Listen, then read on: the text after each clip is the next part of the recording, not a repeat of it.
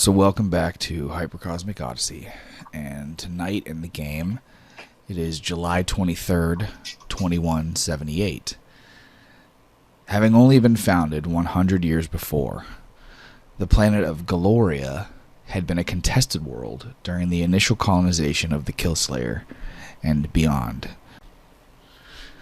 Before the signing of the Solvendessa Treaty Accords that rendered the quadrant a neutral zone against both the PMAC and the USAW, skirmishes between the two political powers on Galoria were rampant. In the year 2075, when the world was first located during a long-range reconnaissance mission initiated from Tussleforge, military and corporate scouts alike were pleased to find that the world's most plentiful inhabitant was a cow-sized creature that could be best described as the combination of an otter and a manatee. The large, lazy, simple creatures did nothing more than eat, sleep, and propagate. I'll show you a picture. So this is the creature that is most propagated on Galoria, and it's what most of the galaxy eats as meat.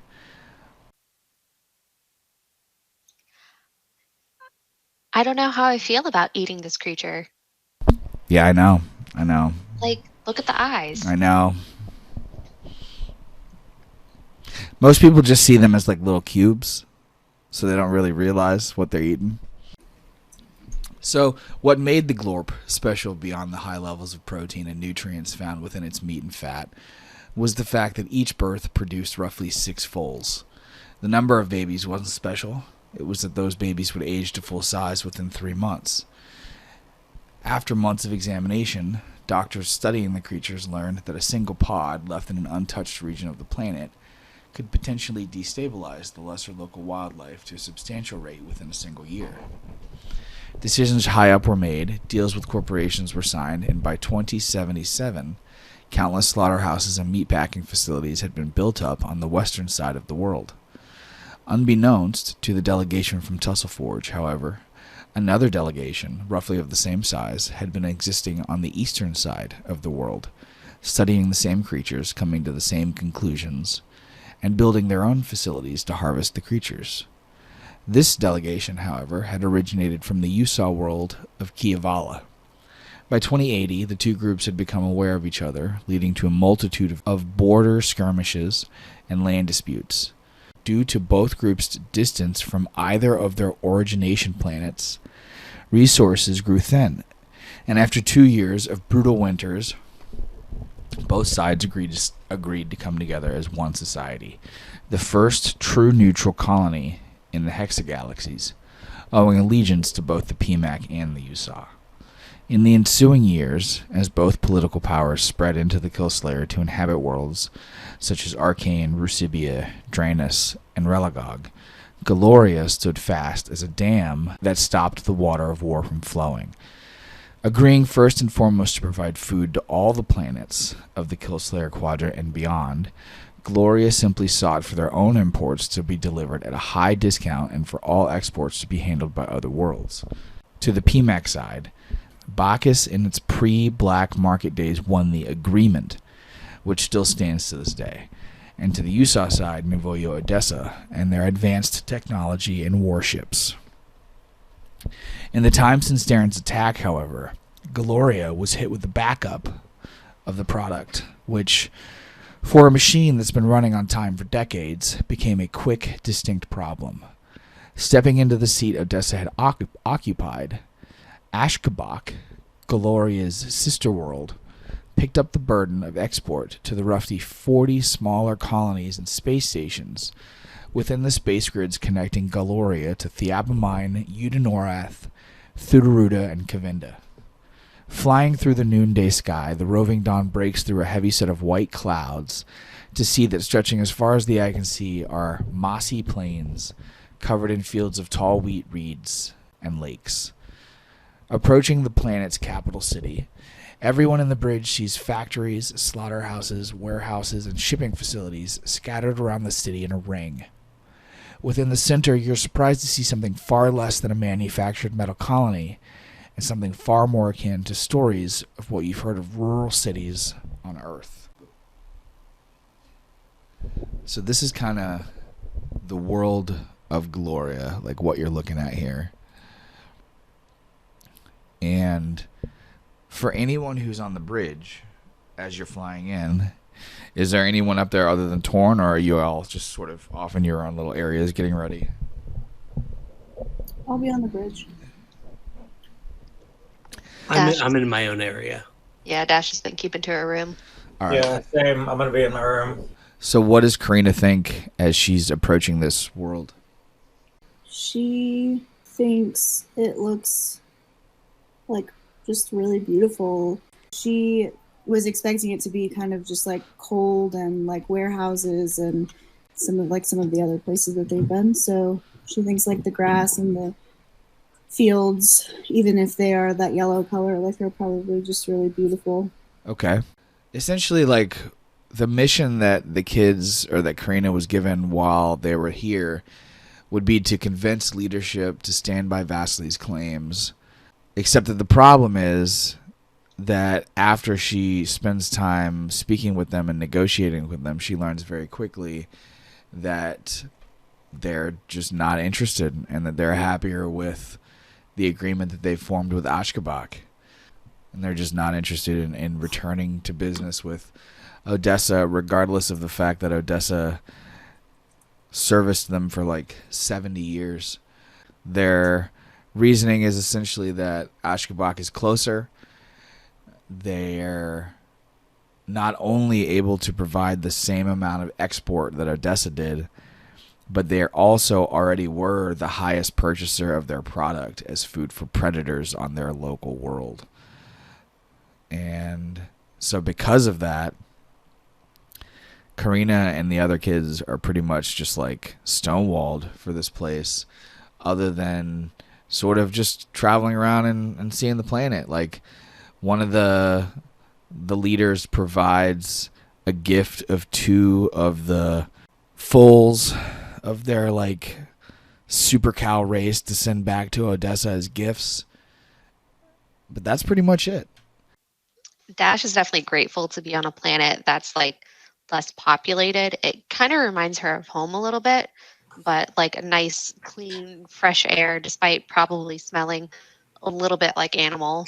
Raz would be wandering around the planet, just sort of hiking, because I don't think he's been on many places other than the jungle of Odessa that had a forest or like large expanses of land that he could really just get lost in. There's no forests here, and this planet reminds him a lot of the planet that his grandfather, or that his mother grew up on, where his grandfather had like horses.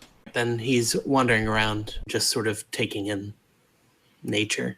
I mean, definitely, like, Bobby would be going along with him, pretty much doing the same thing. At this point in the story, he's fretting pretty heavily over if he's gonna accept that job or the school offering or not. And I think you'll be sketching. Like, just all of the like local wildlife and fauna and stuff. Yeah, just doing detailed sketches and taking reference photos for later. Okay. And then Sketching a baby glorb. sketching baby glorbs. And what about Karina and Dash, or Karina and Grizz? So I think Karina would definitely be expected to, or expect that she needed to see those slaughterhouses, even though she wouldn't want to, because who would? But just as kind of like a learning experience, and they are the main export, so just gathering information, exercise, and I don't know that she'd ever forget what she's seen inside of those slaughterhouses. No, Torn agrees to go with her. Like, he nobody. I mean, does anybody else want to go to the slaughterhouses? Grizz does, just so we can see if he can find something to actually cook. Okay, so the two of you describe your walk through the slaughterhouse. So the first section is obviously, And it's loud. I'm sure. So they're like pretty docile, right? Yeah, they're essentially like land manatees. Okay. They're like All right. landatees. And Landatees. like multiple times throughout the journey as she's making her way through, like, she locks eyes. Yeah, how could you not? So the first area is definitely the like nursery area. So I'm imagining them in terms of like raising their young, kind of like cows, where the mothers like have a significant relationship with their babies. Like they know when they get separated. So it's like a nursery area where the mothers are like definitely tending to the young that haven't grown up yet. And it's kind of like, you know, when you maybe get on like a kid's ride at an amusement park and like the beginning of it is like, oh, look at that sweet little whatever animatronic it is, and then things go very south very quickly. So it's like the nursery is like the first area. The second area is, and like there's a pretty thick wall so that like the animals in the first area don't get like spooked or anything. So you walk through this like nice little field and it's quiet, and then you walk through this like big door, electronic door that like opens, and yes, that's where like the loudness comes in. So then the second area is going to be where they're like doing the like bolts through the heads of these animals. So they're kind of on like a conveyor belt, and since they're like land manatees, they're just kind of like laying. Actually, you know what? They're probably like in those hammock things that they put whales in to transport. So the people are like loading them up onto the conveyor belt, and then like a human person is bolting them in the face. They ask if you would like to bolt any of them. She's gonna politely decline. What about Grizz? You come back? No, I'm good, man. I don't work here. Torn is also like, I'm good, no thank you. I wouldn't, yeah. Oh god. So the third area, I'm guessing that they have like pretty thick like skin. Yes. So it's like a it's like a round like cylinder that has like a bunch of like whirring like spider leg like metal pieces that basically are like de-skinning it, so they get shot through this metal tube and the skin gets peeled off, and it's probably used later. I would guess there's not a lot of waste. Have so you it guys goes down seen? Have you seen those videos of like fishermen guys like transferring fish from one lake to another and how they do it? No. So Oh, like we're in the vacuum tube? Yes. Oh. So I'm picturing like after they're like defatted, they get basically like walked into a tube, and the tube is like a vacuum tube that essentially like sucks their skinless bodies from like one part of the factory to the other part. I mean, it's the most efficient way to do it, I think. Yeah, and then they're cubed. They go through like a like It's just like I guess probably like a grinder type thing. I don't know. It's like that room from the first Resident Evil movie where you walk into that hallway and then it's just like crisscross lasers like Yeah. Okay, that's it. I'm done for tonight. I'm good. I will take my leave. Oh god, I feel sick to my stomach. Well, that's what they do. So Karina is deeply upset, but she's not gonna show it because she has been through some shit and she knows how to keep her composure. I imagine Torn is upset. Torn is but like he is white as a sheet. military man, so I think he can also keep it together. And Grizz handles meat, so how does Grizz feel? He's just kind of like, look, I know this ain't pretty, man, but you guys want to see if we can get some of this? Yeah, we could ask to take some to go, I guess. We don't exactly have a kitchen full of shit. It's not pretty to see how they make, you know, the sausage, if you will, but it's protein.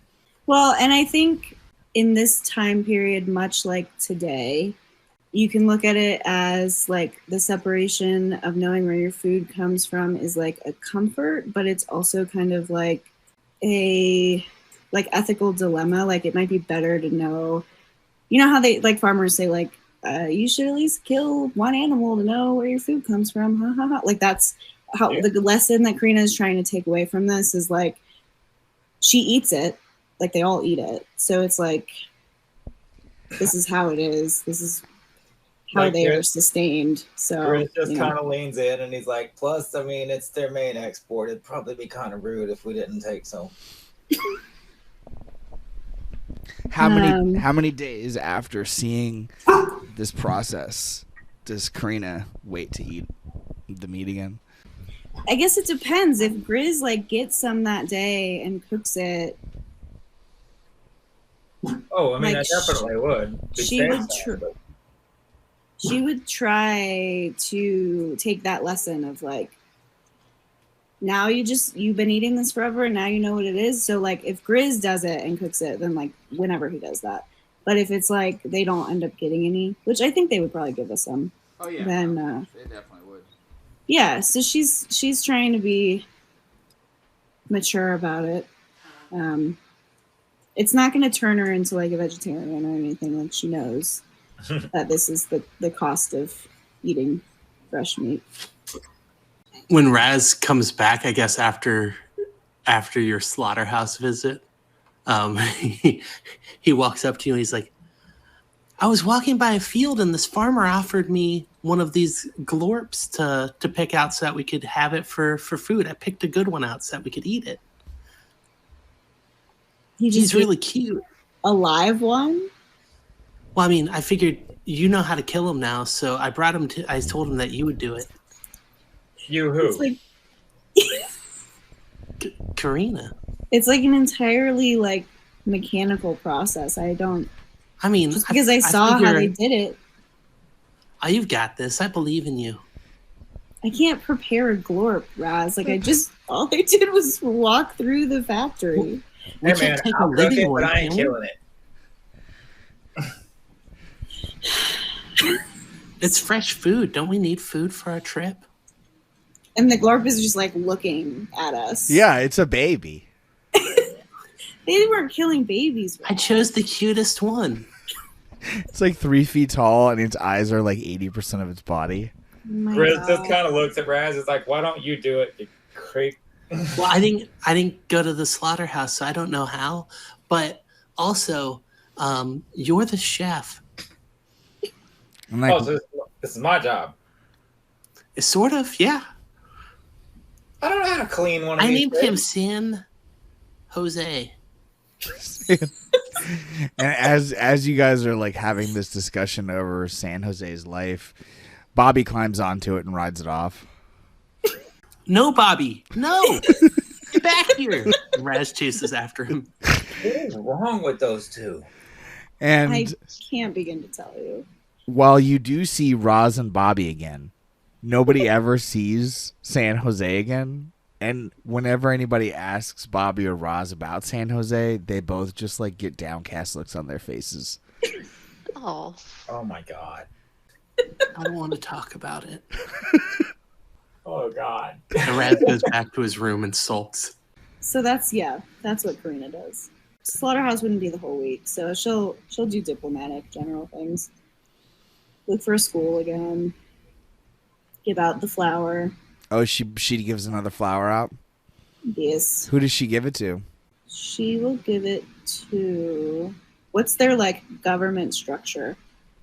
I mean, it's pretty similar to all of the, like, PMAC worlds where it's, like, a military politician who sort of oversees things, but then there's also a, like, corporate council, corporate senate of companies that, like, really run shit, because...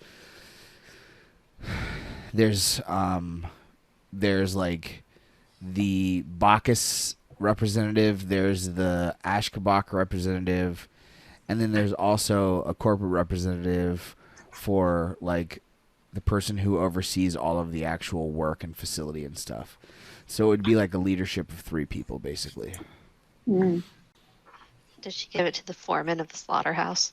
I was thinking that. God, you read my mind. I was like, well, she can't give it to one of the corporations. Maybe she should give it to someone who works there, like the person who gave them their tour and gave them the meat to take. She can give it to him. She'll have to go back to the slaughterhouse to do that. But So what's the name of the foreman of this slaughterhouse that gave this tour? Jack Berrywinkle. Jack Berrywimple?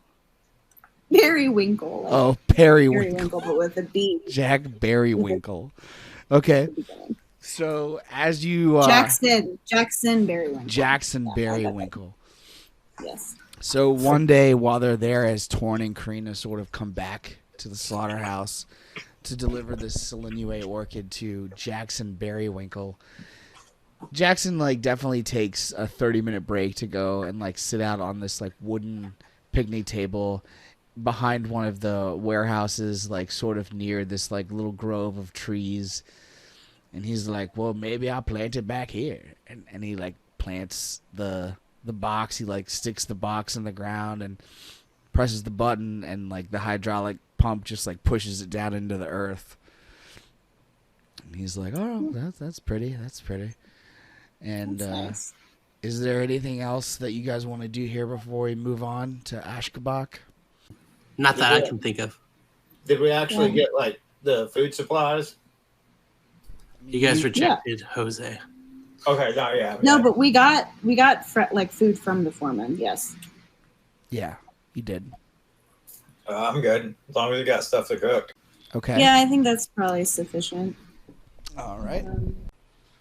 So we depart the planet of Gloria on July 30th, 2178, and we arrive to the planet of Ashgabat on August 5th, 2178. And here are some photos. Whoa. Uh-oh. See the word Sue. These are great. Those are sick. One of 3 jewel worlds within the Killslayer quadrant. Ashgabat completes the loop began by the children on Odessa through Salamnikar and finally to the greatest, most magnificent zoo in the hexagalaxies. Like Novoye Odessa, Ashgabat is a jungle world. Unlike Odessa, it is not an entirely green planet. Like Odessa, Ashgabat is rimmed and lined with volcanoes and underground heat vents. Unlike Odessa, roughly half of this planet has been overtaken by magma. What remains, however, could, and has been described by many, be heaven. This statement would be true if the world didn't have a higher population of predatorial species than any other. Founded the same year as Odessa, the 2 planets' history doesn't end there. Belfor Akjat, captain of an identical colony ship to the one led by Ovana Lev, led his ship's departure from Hardesty Prime on the same day that she led hers to Novoye Odessa.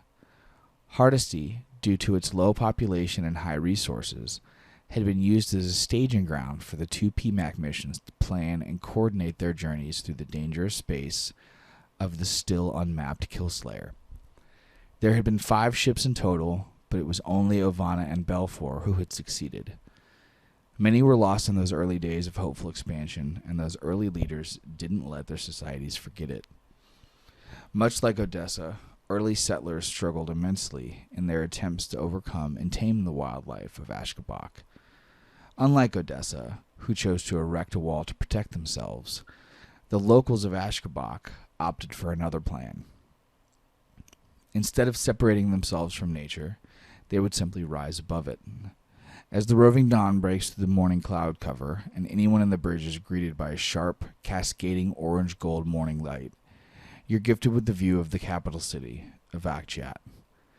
Erected atop 4 massive metallic leg-like pillars, a colony that had obviously once been a space station walks above the lush world below. Growing closer to the colony, you can see that it's entirely covered in green. Trees grow out from buildings, gardens are arrayed around the sides of skyscrapers, and a massive man-made lake exists within the city's center core, causing overflow waterfalls to pour off the city's edges down onto the jungle below. Hundreds of miles away, another of these tortoise-like cities appears from behind a mountain range, moving slowly towards the rising sun. As a world, commerce is almost entirely dedicated to entertainment. Once settled, Belfor Akjiat and his family turned towards a focus of hospitality. What was a dangerous world to outsiders could be preened, manicured, and provided back to those willing to pay for a beautiful experience by himself and his locals. Gathering, they dedicated themselves to a way of life focused on understanding the inner workings of this wild world. What this led to was an experiment that took decades of study and understanding, one that outlasted Belfor himself, only to be accomplished by his daughter, Farla Akjiat. The founding of the Ashgabat Kingdom's Royal Zoo, in honor of Belfor Akjiat, took place in the year 2096. Early attendance was slow, but given word of mouth and the growing wealth of corporate power throughout the hexagalaxies, by the planet's reign of its third Akjiat leader, Karthot Akjiat, Ashgabat had become well known as an elite tour destination for leadership and the wealthy throughout both the PMAC and the USAW. So what does everyone think upon seeing this place? Were Torn or Dash ever stationed here during their time in the military? And has Grizz ever been here before? Dash was not stationed here. Grizz is just kind of looking out the window and just sort of silently staring, like he's not super excited about being here either. Karina is stoked. She's like, wow, this looks amazing. It's so beautiful. Raz is stoked. And then, soaring on autopilot over the streets of Akjiat, anyone in the bridge sees that the colorfully dressed locals move between streets covered in massive paintings on the side of buildings, beautiful rugs and fabrics held on strings between them, food stands, and surprisingly most of all, what appears to be fully tamed golden tigers, walking the streets alongside the human populace. Magnificently beautiful great cats, their shining fur reflects the morning sun as they move between the human populace, nuzzling knees and drinking from small puddles of morning dew. So these are like full-on large golden tigers, but they're acting like house cats. And the reason for that is because Radley lived here for 5 years and tamed them all. Just all of them? Yeah. Oh my god, I forgot about that. His letter. Yeah. Oh my god. Chris created this world like forever ago. So after landing the roving Dawn on a private airstrip within protected city boundaries, Torn leads everyone off, and the simple, subtle sensation of the city, moving ever so delicately beneath everyone's feet, takes more than a few moments to get used to. Having been met by an escort of royal guards dressed in the local colors of this planet, orange, light blue, and white, everyone as a group is led to the capital housing temple of the city's leadership. So as you guys are going ahead and being moved through the city, go ahead and describe what you see as you're walking into this magnificent palace and what impresses you the most about it, like inner gardens, paintings, statues, architecture, all that kind of stuff. Grizz is just kind of looking around and he's just checking out the inside. He's like, man, this place is fancy shit. I think also the like little like fluorescent bugs that like are hopping between the pillars near the open flames that are lighting the area is really cool. Architecture and stuff would probably have like a lot of, because you said that this like the magma had like overtaken a lot of the planet. Not where the city is, no. Well, but I think they would like use some of the like natural motifs of magma like in their structures. So like a lot of really like flowy, like black and orange, like so kind of Karina's gonna be struck by like how Odessa was very much like they brought the gold and the splendor and the wealth into the palace, and then this is more like bringing like harmony between the actual elements of the planet with their structures. So she's kind of amazed by that. Dash is pretty focused on these domestic big cats that are everywhere, and she's like trying to pet all of them. They're super friendly, and whoever trained them did like a supernaturally good job. At the end of their tour through the massive building, everyone is led to a great set of double doors, which, after being opened, lead into a grand, magnificent throne room.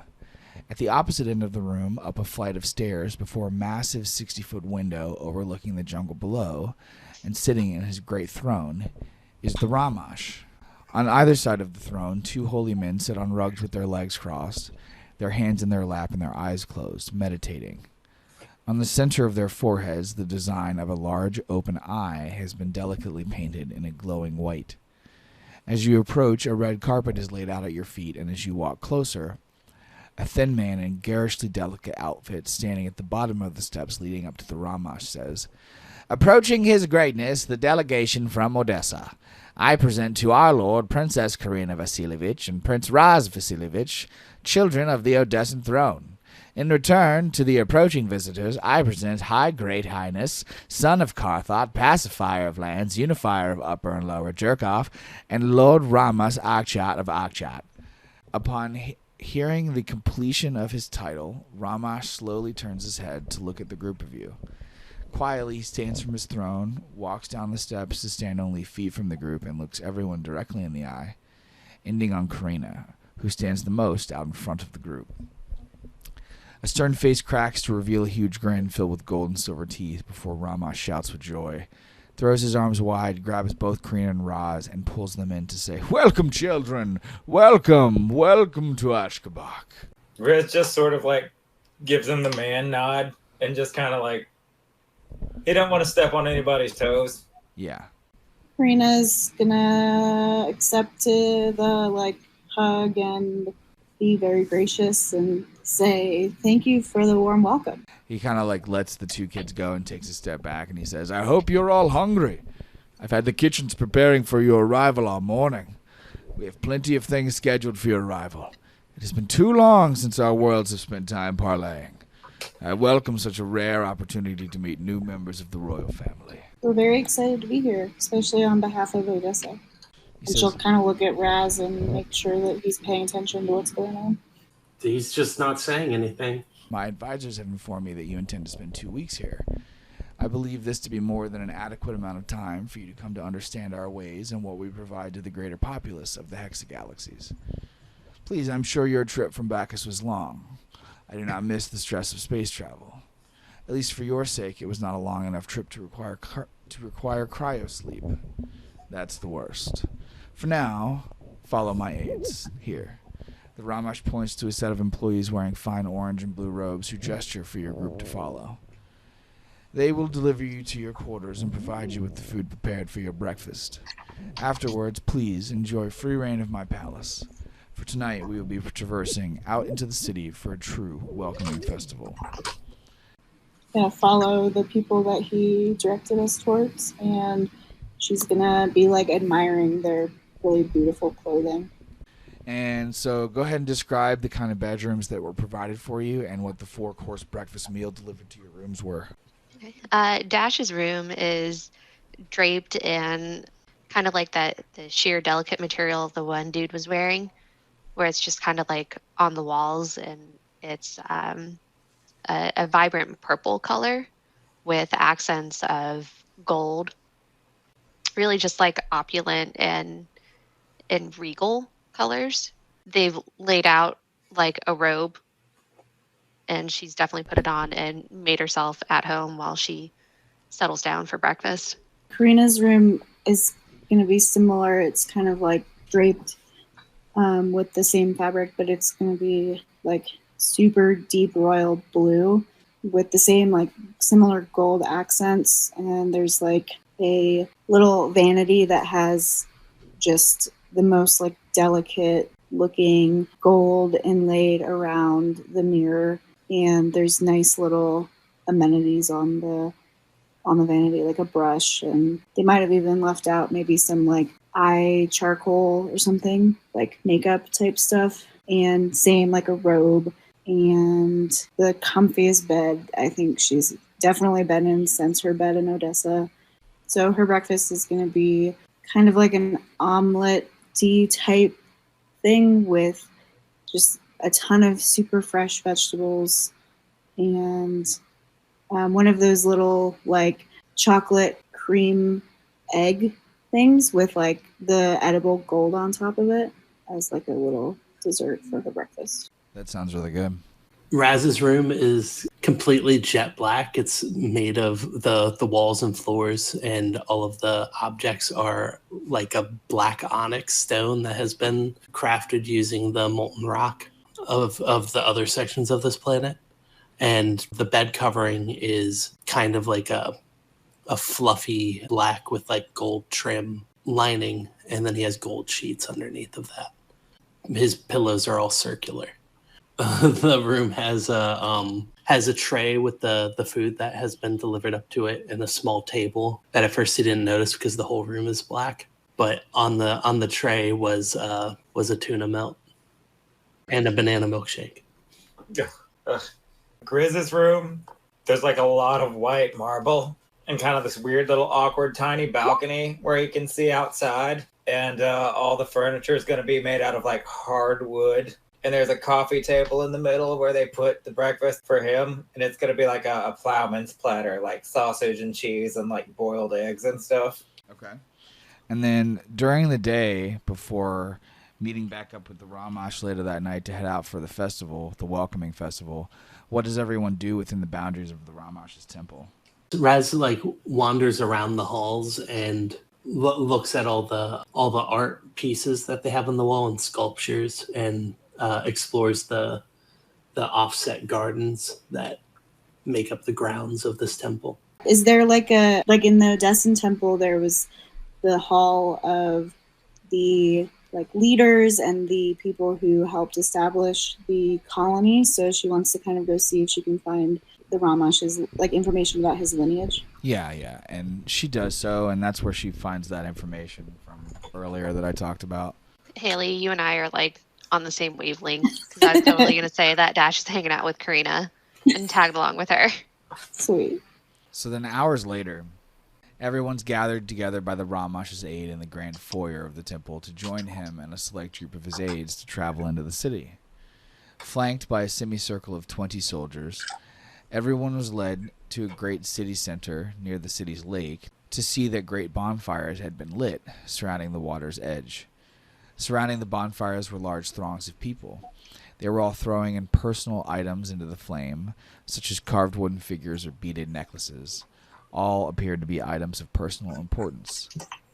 Some people sang while others chanted.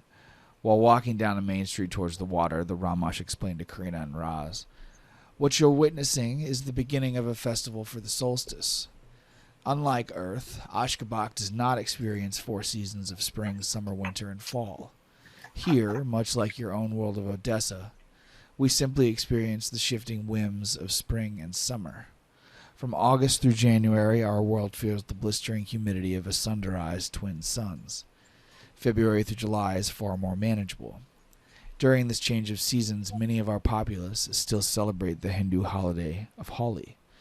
What you're seeing now is the Halakha Dahan. People gather to perform rituals and provide offerings to the flame. They pray that in the heat of the summer months that their internal evil will be destroyed, much as Halakha, the sister of the demon king Hiranyakashipu, was destroyed in some way. Tomorrow we will all wake, there will be no work, and the Rangwali Holi will begin. A citywide celebratory battle. All of those you see here will be in a free-for-all of joy and visionary color. They will smear and drench each other. You will see battles of colored water balloons, colored water guns, and explosions of colorful sand and powder everywhere you go. It is my favorite day of the year to walk the streets, to participate with them. Anyone and everyone is fair game, friend or stranger, rich or poor, man or woman, children and elders. You have all come here to participate.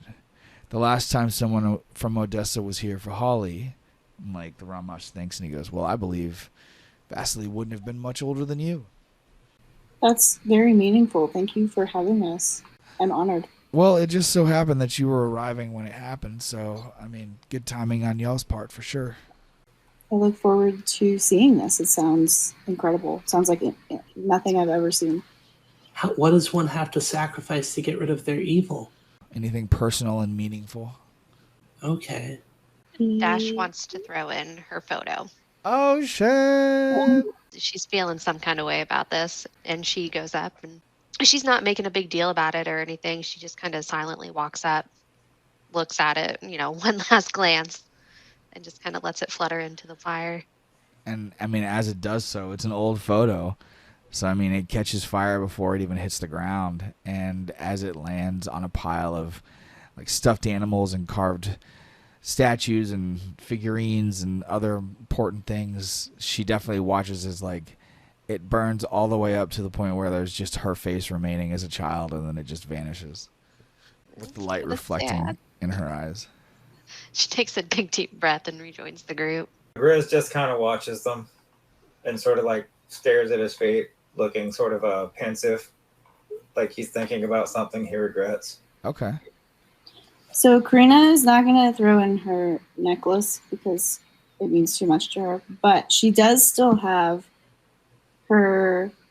that cinnamon stick that she had in a pot that Alexei made her, and she wants to throw the cinnamon stick in because it was kind of what she was holding on to on the ship, the Chronunculus, when things were going bad. It was what she was using to calm herself down, and she thinks, it is a meaningful item to her, but it's probably good to release that item from that time in her life. And because she understands that it needs to be like very meaningful, she's also going to throw in the pot that Alexei put in. No! Because she doesn't want to like half-ass it. Like she knows that like it needs to be like a full, and like you can get a cinnamon stick, you can get another one. Yeah. But she doesn't have access right now to her little, she's got her necklace that he made her, but she's going to. When Karina does that, Torn pulls his dog tags off and tosses them into the fire. Yeah. Raz is good. Okay. I think he feels like he's already gotten rid of enough evil lately. Okay, cool. The next morning, you're all awoken to the sounds of groups parading through the city, carrying drums and other musical instruments. They go from place to place, singing and dancing, celebrating the day. So, how does everyone spend their Holly? Karina wants to get amongst it. Like, she wants to be... Because she's imagining kid version of Vasily here, and she's not going to, like, completely let loose because she is a dignitary, and she knows she's representing Odessa. But she wants to be talking to people. She wants to be hearing about, like, what's meaningful about the holiday to different people who live there. She wants to, if they will let her, participate in like some of the colorful activities and just do whatever the people of the planet like think is appropriate as her being kind of an outsider. I mean, everyone's covered in paint, so she probably blends in within like well. an hour, if that, within 15-20 minutes of participating, like she looks no different than anybody else. I mean, her platinum hair would be, not platinum very quickly. Yeah, she's still not going to go, crazy, but she's just happy to be able to participate in something that's so, like, different from anything she's ever done before. Yeah, Dash is, like, right there along with her.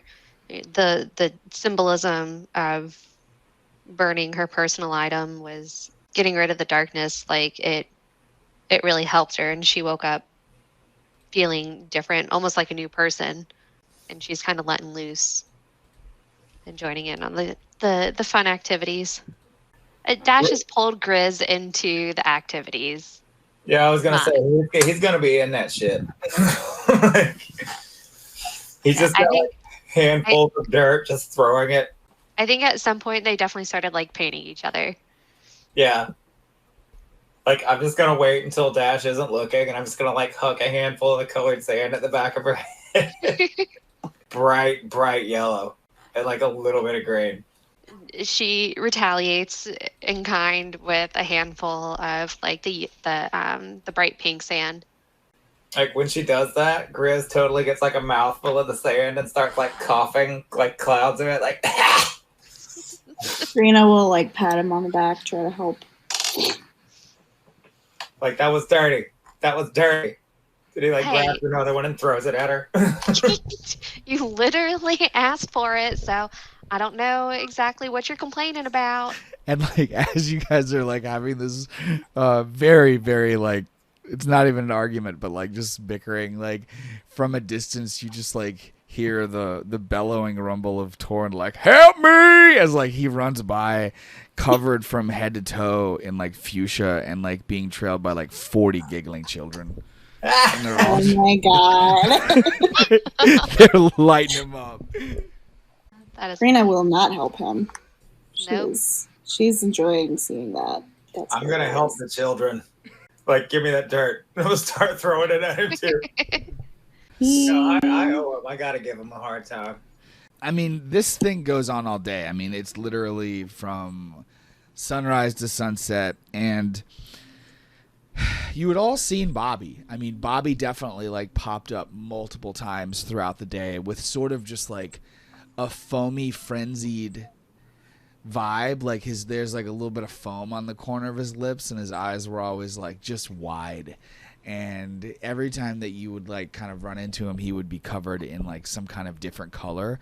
But he had seemed to be making friends with like a new group of local children every single time that you'd seen him. And like his method of escalation, or his method of coloring, grew each time, where like the first time you ran into him, he was just like holding a like single bag of colored sand, and then like the second time you ran into him, he had like a bandolier of like colored water balloons, and then like the third time you ran into him, he was like basically double fisting like Nerfs and just like playing with all of these kids. And throughout the entire day, like there was just no sign of Roz. Like throughout all of this time, all of this like massive, like colorful incredibleness, and like the one day where like it's just all color, nobody fucking sees Roz. I find that sinister. Until like roughly sort of about like 3:35, 4 p.m. like you guys have been out like celebrating and having a good day, and like the Ramas reaches out to you guys to let you all know that there is a feast prepared for lunch before everybody washes off and heads back out for the nightly festivals, where it's brightly phosphorescent neon paint. And as Torn, Bobby, Karina, and Dash all sort of like convalesce at like the staircase, there's all of a sudden like the lights, like bright, like massive bright lights just like blast in your face, and you hear this like Megamind just like laughing over the loudspeakers, which you recognize to be Roz's voice. And as the lights turn off and like your eyes sort of like go back to normal from being completely blinded, you see that he's standing alone at the top of the stairs, and in each of his hands he's holding a separate bandolier of paint grenades. And what happens, Morgan? Roz has been collecting different powdered pigments to create hard and soft explosives that would shoot paint and colors everywhere. And he like as you guys are entering the doorway, there are just piles of like already ticking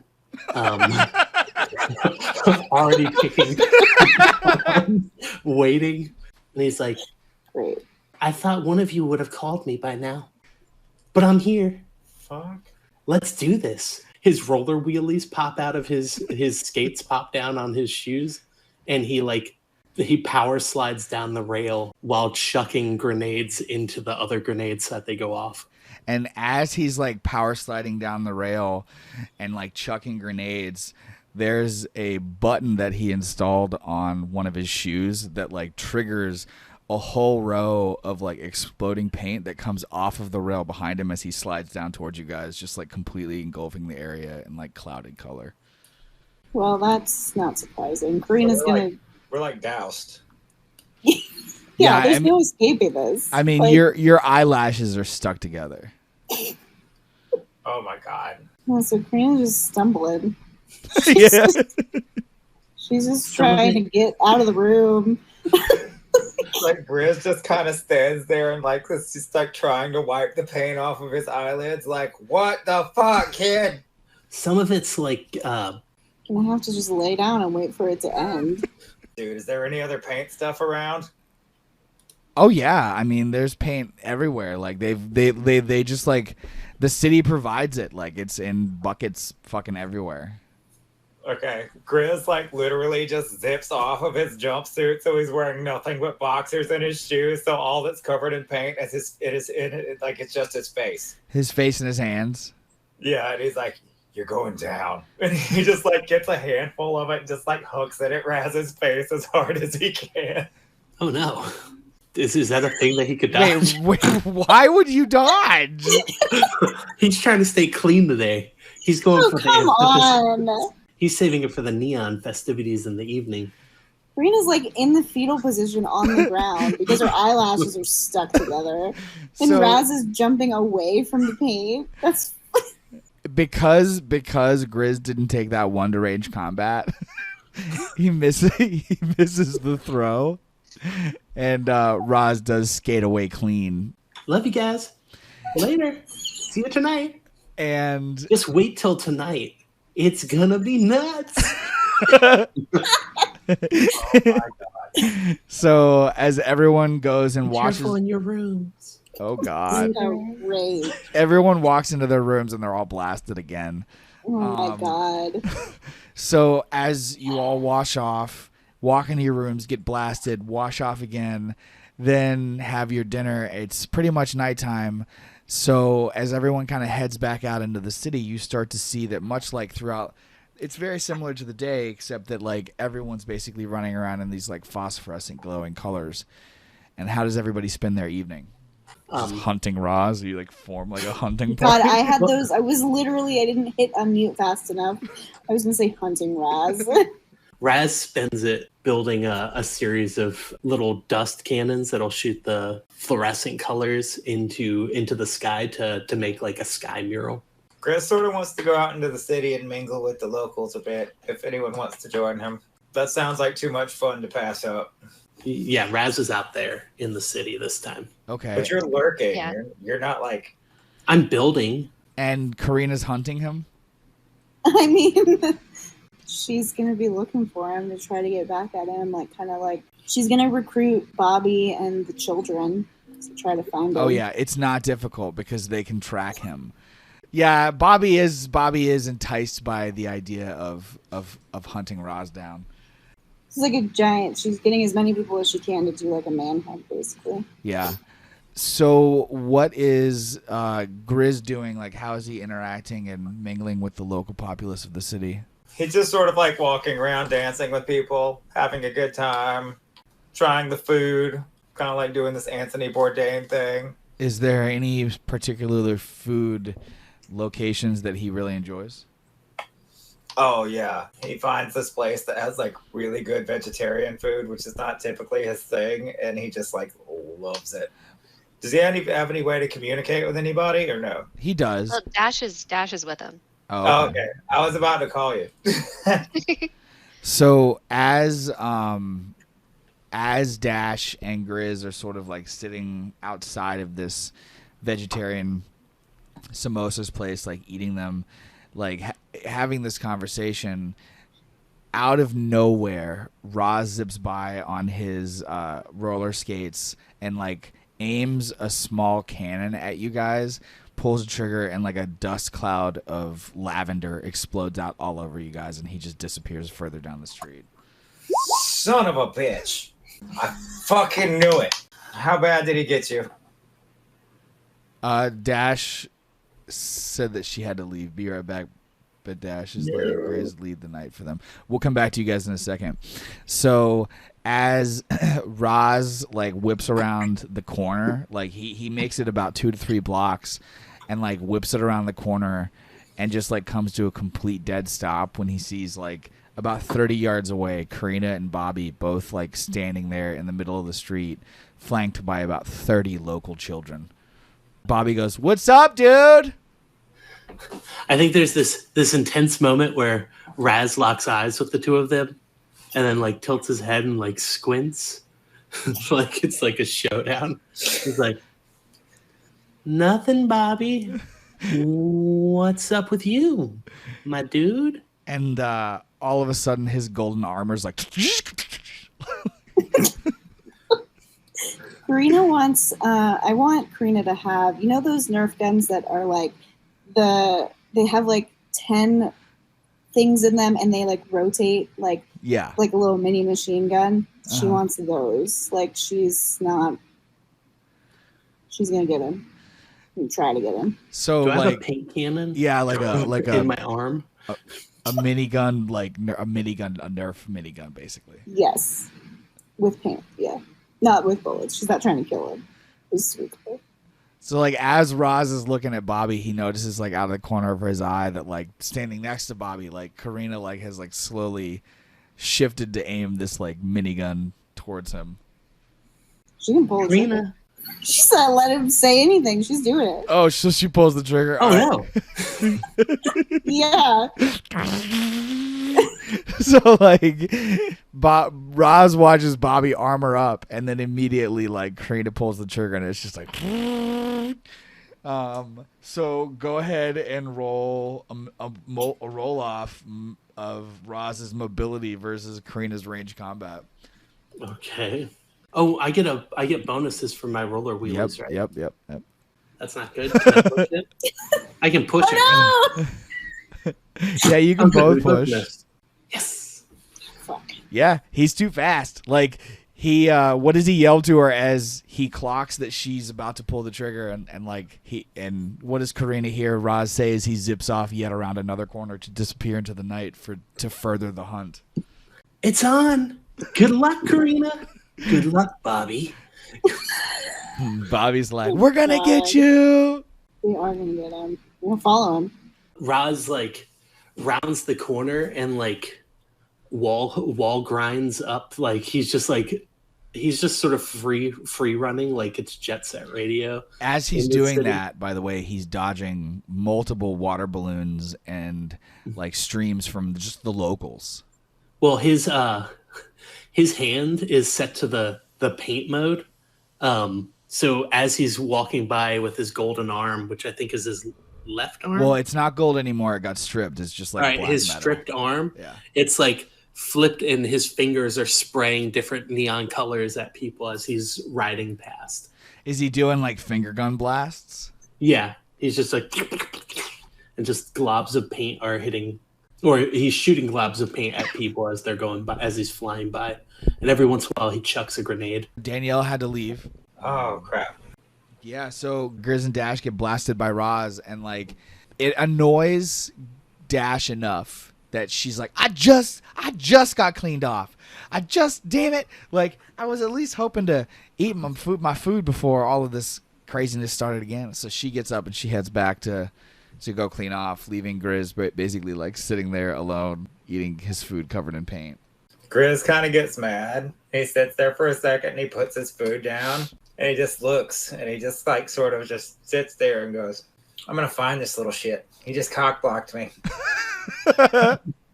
He just gets up from the table and walks off, like hunting him. So Roz ultimately like sort of finds himself within this nature preserve. It's like this large glass building, and the inside has all of these like local it's like a botany place basically, and he's in there and he's like crouched down near this particularly large beautiful tree, finishing the work on his latest concoction, when he hears the whispering voices of a multitude of people sort of surrounding the area that he's at. Like he hears that they have found him and that they're all kind of getting close to him. He's been working on that sky mural there, right? So he's gonna set the timer for that. and then try to sneak to a better vantage point. And as he sneaks to a better vantage point, he runs into Grizz. I want to have some sort of like paint weapon. Just like a tiny thing that looks like a Thompson machine gun, but it just fires paintballs. Okay. I hope this jams. And he's going to be like, "What's up, short stack?" Hey, Grizz, I thought you were eating with Dash. Oh, I was. Weren't you on a date? Kind Why of. would you get involved in a childish thing like this, my friend? And like Roz is slowly like wheeling backwards. You see him just sort of rolling backwards. Grizz is going to be like, "You'll understand when you're older." And he just like opens fire. I'm going to try to Of course, yeah, roll. I'm going to have a panic attack. All right, there I go. All right. So yet again, Roz like is a sneaky dude. So he backed up enough and whipped around the corner to get away from Grizz's thing. And he manages to sort of zip over to this like glass elevator and like get in, and it closes and it dings and it goes up 2 floors. And when it opens, Karina, Bobby, and like 30 kids are standing there, and they're all just ready to go. And Bobby's like, "We got you, buddy." This is Do bad. it. I'm gonna open fire. Can I Gonna try. jump out of the window? I'm only on the Of the second elevator? floor, right? Yeah, can I jump through the window of the elevator? It's a If glass you want to try to elevator. break the glass. Yeah, No, we're not breaking. I definitely Karina's do. gonna see what He's he's trying to cornered. do. It's He's I want Yes. Grizz to take the elevator up We behind are him. guests here. You cannot break their elevator. We've jumped off a bigger. You can't break their elevator, Raz. Well, you're busy shooting, right? What would he break it Yeah. with? Just his metal arm? Just his metal arm. He's just gonna punch through it. All right. Well, if he's trying to break that, he can't dodge, which means I shot him. Why can't I dodge? This is all in my. Because you're actively trying to break the glass. Well, you guys said You're something. gonna do first. both? Why not? It's definitely one or the other. Fine, I'll do mobility. Okay. Oh, yeah. So it's one these plan. fucking wheelies. Nice. It's these wheelies, man. Like, They're great. they're just, yeah. -2. So as he sees this, like without hesitation, like the doors open, everyone locks eyes, and there's no hesitation. He charges you guys. He literally I'm gonna like drop a bomb. zips in between them. zips towards Bobby and Karina into the crowd of kids, and like we've already established that they have a little jump feature. So as he like gets right to you guys, he just like pulses them and backflips over the group. Like, Oh my god. With his paint Getting hand, small. he's just gonna be spraying the crowd of kids. yeah, Don't chase him. everyone's covered. Everyone's covered. So he gets over to the other side of the group, zips across, because you guys are now in sort of like a office situation, like above the botany thing. And he zips over through this cubicle style thing. And as he's zipping through the floor full of cubicles, Grizz kicks a door in from the staircase. And what does Grizz do as he sees Roz like jetting across the floor of cubicles? He just kind of like does like a slide and tries to sweep and trip him. Jesus. Oh, shit. All right. That's going to be a mobility versus mobility then. Okay. Oh, you're getting caught. Yep. So Grizz leaps through the air, tries to slide towards Roz, but Roz very delicately leaps over Grizz. But it slows him down just enough that Bobby and Karina get sort of behind you guys and aim and take fire with their own paint guns here. Jesus. All right. I tied Karina's. And I Dude. All right, so go ahead and describe how after dodging Grizz's slide attack, Roz then also manages to avoid getting hit yet again by Karina and Bobby as he makes his way out of this floor of cubicles into another area of this large building. He power slides under a table, so a lot of the bullets ricochet off. A lot of the paint ricochets off the top of the off the top of the table, and then grabs a rolling chair and starts using it as a back shield as he's like as he's skating backwards away from them. Okay. I follow. Okay. Oh, damn it. As he gets out of the floor of cubicles, essentially, it leads him to this like second floor foyer, and down a large winding curved set of stairs that leads back down to the first floor and the whole botany area, and like to the front doors back outside of the building, basically. Roz zips down the staircase. And then he's grinding that rounded corner. Yeah, he's grinding the rail of that corner down to the first floor, leaps out, zips through the front doors of the building. And as he, like, the second he goes through the front doors of the building, Bobby, Karina, and that throng of children reach the top of the staircase and, like, start busting down the staircase. And then, like, 10 seconds after them, Grizz is like, just trying to catch Lumbering. up.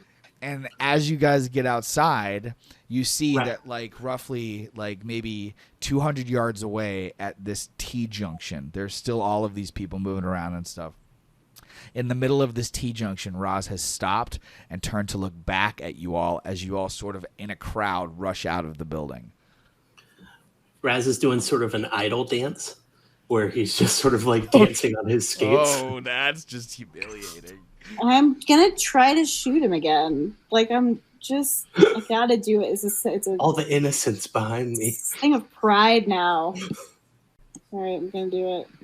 Oh God. Oh, right. Jesus fucking Christ. Me. Mid pose stops for the bullet to go by. I'm getting mad. Can I try to like run up to him and just like smack him with a paint balloon? Yeah. Close. Yeah. And as Karina breaks free from the throng, like Grizz steps out of the door and like pushes his way through this like crowd of like 7 to 8-year-old, 10-year-old kids who are all soaked in paint themselves. He's like pushing his way through. He sees like Karina like reach up to her chest and like unlatch like 2 fucking like paint balloons like that are on a bandolier around her chest that Bobby had handed her because he had gotten that earlier. And like she starts running towards Roz, just like screaming with fury at the top of her lungs. And that is when Roz like presses his button and like all of a sudden the sky lights up with like neon phosphorescent paint and starts raining down on everybody. And go ahead and finish describing that, Morgan. Yeah, he as he presses the button, you see him just sort of smiling. It's just his glasses illuminated by light and his teeth as everything gets shadowed by the paint exploding from every corner of these little like canisters that have been placed all over the area. And when you look up into the sky, it's a picture of the crew, of our entire crew, all smiling and smiling back down at the city, covered in paint. And when this happens, as Roz is like staring up, smiling, he like puts his arms out to embrace it, and just a whole wave of paint washes down on all of you, covering him in paint as well. But he painted himself. No, she's like gonna like if she's seeing red. Like she didn't even see it. She's going. And she's gonna like try. She doesn't realize how fast. No, she doesn't realize how fast she's moving. So she like straight up can't stop. Like tries to like skid her heels, runs into him, and he's got his roller skates on. So they both fall over. They both tumble over, and she loses the 2 balloons. So the 2 Bobby is watching as Karina and Roz are swabbling around like the paint covered cobblestones, grabbing for these like last 2 paint balloons. She's mad. I mean, I guess she could try to grab one of them. Yeah. Raz is chuckling. He's gonna try to grab one too. Roll mobilities. All right, each of you grab 1 balloon. Smack him with it. This is a close drag combat. It over his face. You guys are like a foot and a half apart. Okay. Then he's gonna slam his into hers as she's trying to call. Oh, fuck off!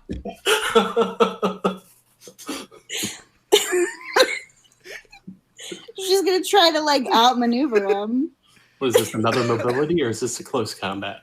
So like the local kids get tired of watching Roz and Karina just like squabbling very quickly and kind of just randomly disperse to go off and play elsewhere, and like Bobby and Grizz are just like standing there watching like Karina and Roz essentially wrestle over trying to smash water balloons in each other's faces. Well, he's not trying to slam it in her face. He's trying to high five her balloon. Oh, so they're just watching him giggle and like deflect her as she keeps trying to smash him in the face. Yeah. So neither of them are paying attention to me. Nope. Grizz just kind of spits out a mouthful of paint. And he just starts shooting with his paintball gun at both of them while they're on the ground. I really Bobby joins Grizz. I really want both of you to still miss because I think it'd be really No, Bobby and Grizz absolutely light Karina and Roz the fuck up. Oh my god. Well, she's still trying to get him. She's not gonna stop. Raz is just gonna let her get him. Grizz just looks at Bobby and he's like, "Fuck, she's tenacious." That one. She's gonna like get him right in the middle of the forehead, and she's not laughing. But I guess depending on whatever his expression is, it's gonna either make her more angry or it's gonna calm her down. I think his expression is laughing. He like wipes his glasses and is just beaming back. Today was fun, right? Did you see the painting? He's gonna stand up, and then she'll look up. I guess if he's asking if she saw the painting, and she will see it. At this point, though, it's like very, very like diluted and like barely existing. Yeah, it's basically misted away, so it's like it's out of focus. Yeah. Not your best work, Raz. It was really cool before, but I don't think you were looking up when I did it. Mm. And then he takes off the clear hollow suit that he's wearing that protected him from the pool. Just casually unzips it. No. Just unzips it and then skates away. Oh my god. Comes out that like that's where he was earlier in the day, just like spending Odessan money on like a $400,000 like Invisi-suit. Invisi-suit. So 2 days after the end of Holi, everyone's informed that the Ramash has catered a private zoo tour of the planet on one of his glass-bottomed barges. What mostly appears as a smaller replica of the city of Akjat, the barge upon everyone's arrival has compacted itself into a large mechanical flat field with multiple bungalows scattered across the top of the hull, fixated in an aesthetically pleasing crescent moon around a large tree that grows up out of the center of the machine. At the front, albeit on the lower decks, is a large windowed command center used to run the machine. Once everyone who's going has safely entered the barge and gotten comfortable, the legs of the machine lift up to roughly 80 feet in height, tall enough to stand above the treetops of the world below. As it does so, everyone is amazed at the glass flooring and the view of the ground below that it provides as the barge departs the city, walks down a massive ramp to the world, and begins its trek through the lush wilderness. So who goes on this zoo tour that like lasts like 8 days, and who stays at the city? Well, Karina's gonna go. Raz wants to go to the zoo tour. He's hoping to see an anteater. I'll say that Torn and Dash and Ibiov all hang back. Karina will ask Grizz to go with us. Yeah, I was like, I'll go with them. Yeah. Like, when are you gonna get this opportunity again? This is like Right. rich people stuff. And so the Ramash is on this trip, like it's his private trip, like he's going to. And while you guys are traveling throughout this world, are there any specific really memorable ecological locations that the barge travels through? I would say that they definitely figured out a way to like tunnel into a volcano for sure. If they can do that, they're advanced enough. They got enough money. Yeah. So, like a clear, like, because you said it can like flatten out, right? Yeah. So it kind of like, I guess, kind of like connects onto like a track that is then like one of those glass tubes that you kind of like they have at aquariums where you can see all around, and like it's just gonna be magma. Like it's not gonna be there's nothing alive in there, but it's just the opportunity to say that you drove through or rode through a volcano would be pretty sick. I kind of want them to go through like a watery area where there's lots of like, not like dangerous necessarily animals, but like a lot of like bigger aquatic creatures that are just kind of chilling, like sort of something like a mosasaurus, but that wouldn't try to fucking eat you. Great.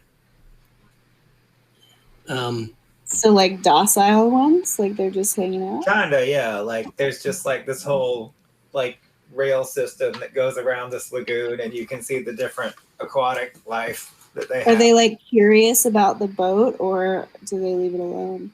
Oh no, they would totally come up to it and just kind of check it out, but they were just like eyeballing it, being cute and shit, like blue whales. I think Raz would want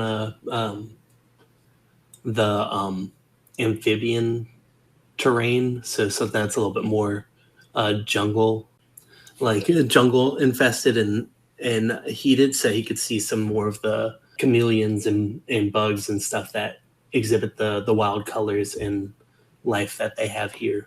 As we're riding by, Raz sees something that looks like a giant poison dart frog, but as it opens its mouth as it's like about to capture its prey, its mouth looks like a sea turtle's mouth, where it's just tons and tons of teeth all the way across its extending tongue as it whips out like a whip and sort of like catches the furry beast that it's grabbing and like sucks it into its mouth and slowly shreds it. But like as it like ribbits, its entire gullet turns multicolored and just sort of moves around like a lava lamp. Grizz sees like this sort of group of like sort of adorable birds just chilling on the shore of this lake. And then all of a sudden something just starts to move, sort of like clear like a predator. And it turns out to be like this giant fucking purple iguana looking thing that has like shark teeth. It just like eats all of the birds. Oh God. God. I think the one that Karina sees is definitely going to be, it's like this, it's definitely a mammal. It's small. It's kind of chipmunk sized.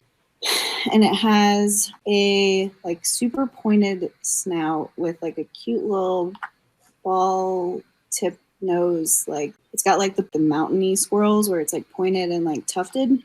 And it's looks like it's sleeping and it's super cute. And then you see probably like a gecko that's maybe like 3 times its size walk in front of it, and it extends out like a scorpion tail that you couldn't tell was there because when it was like pretending to be asleep, it was kind of wrapped around its body. But so it extends this tail that's like twice as long as its body, and it just goes after the gecko, and it eats it alive, like not dead, very slowly, because the gecko is way bigger than that little animal. Well, that's and goes for its guts first. So every day at 2 p.m., the Ramash invites all 3 of you guys in for tea time. And it is delicious tea, and there's always little cookies and like crumpets and delicious tasty things. And every day, he typically has like different things that he talks about. On the 3rd day, he says to Karina and Roz, he looks kind of towards Grizz or he looks to Karina and Roz and like nibbles on one of his little sugar cookies after dipping it into a cup of tea, and he says, "So tell me, how are Vasily and Markeitha doing?" They're doing very well. You know, Markeitha's still running the household and Vasily's still attending to his duties. I like to think that we being me, Bobby and Raz, have brought some, much needed light to their lives. That's very good. Vasily lived here as a boy. For many years, he was a ward of my father's. We were almost like brothers. I have not seen the man in a very long time. He has been through so many troubles. To hear that you all have brought light to his life is a good thing. Odessa is a strong enough, hard enough, dangerous enough culture as it is. People that live there need light. I know what you mean, especially after Darren's, or, oh shit, no, sorry, that's not what I meant to say. Especially after... he like catches her like make this mistake and then she'll look at Raz. I think you mean Captain Grimshaw. His friends call him Darren sometimes. It's very weird. And the Ramash just kind of like raises an eyebrow, looking back and forth between the kids. And he goes, "Yes, this Captain Grimshaw, I know nothing of the man. Tell me everything that you know about the threat that this man poses. You've seen the footage. I have. It's terrible. He has some kind of mutation in his body where he can, I guess, make these terrible monsters. We've actually come up against them multiple times. He's destroyed entire colonies, and he's not a threat to be taken lightly. We don't know entirely what his motives are, but he and the people that he's with are very dangerous." He takes that in, and then he kind of looks at Kreen and he goes, "If that's true, what does Vasily intend to do if this vote for war fails?" Well, given the amount of damage that this man has caused our planet, and by extension many others because of the delays in support that we've been able to provide, I would wager he will stop at nothing to find these people. So you believe that even if the USAW voted no against a war and commanded him to step down, that he would ignore their orders and potentially go rogue? I cannot speak for what he actually would do. I do believe that this is a matter of great importance that he will weigh very carefully no matter what the vote is. When you fell out of contact with our dad, did you what happened? Were you guys arguing? No, we're just busy with our own political regimes. I mean, it takes a lot to run a world, and after everything that happened with his daughter and then his wife, he retreated so deeply into the military that he didn't have time for personal friendships. So it's just been a long time. And what would you do if you were him in this situation where a man and his team have come in and terrorized his city and killed thousands of his people, and then a vote to engage that threat didn't pass? He thinks, and then he nibbles another cookie, and he goes, "The powers of the hexagalaxies are vast, far greater than a political vote. I would make sure that the man was found, and then I would feed him to my tigers." I believe our father and you aren't too dissimilar.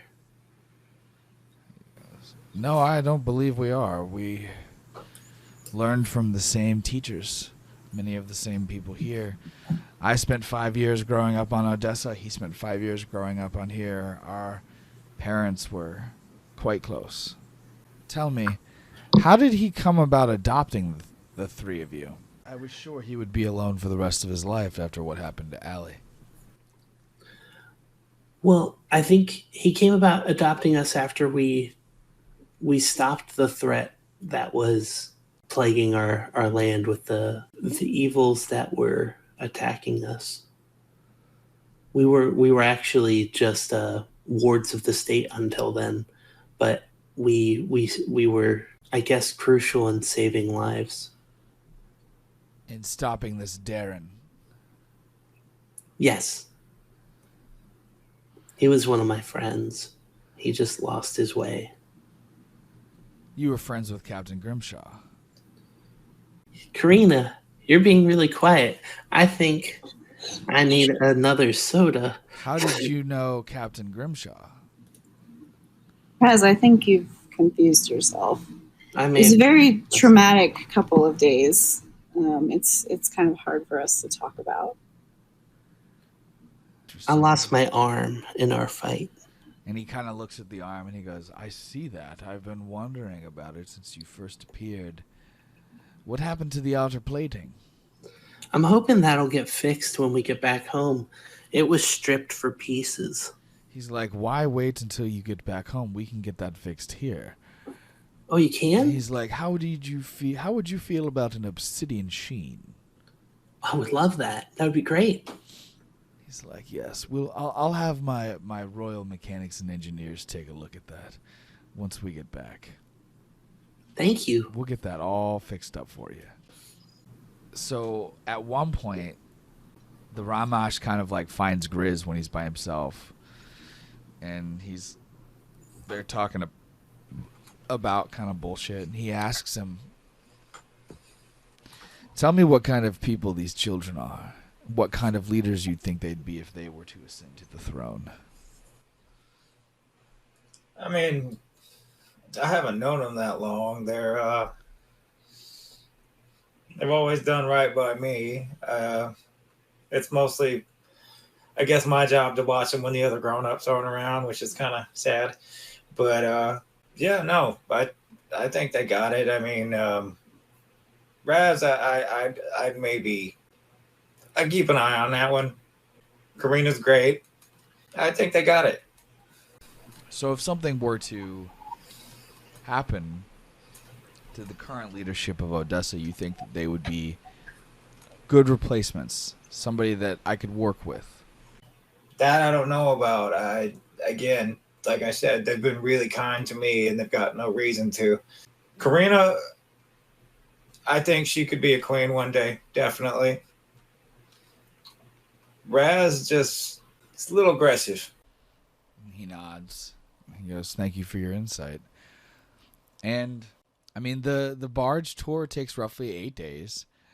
And after arriving back to the city on August 17th, the group is free to do as they wish before departing on the 19th.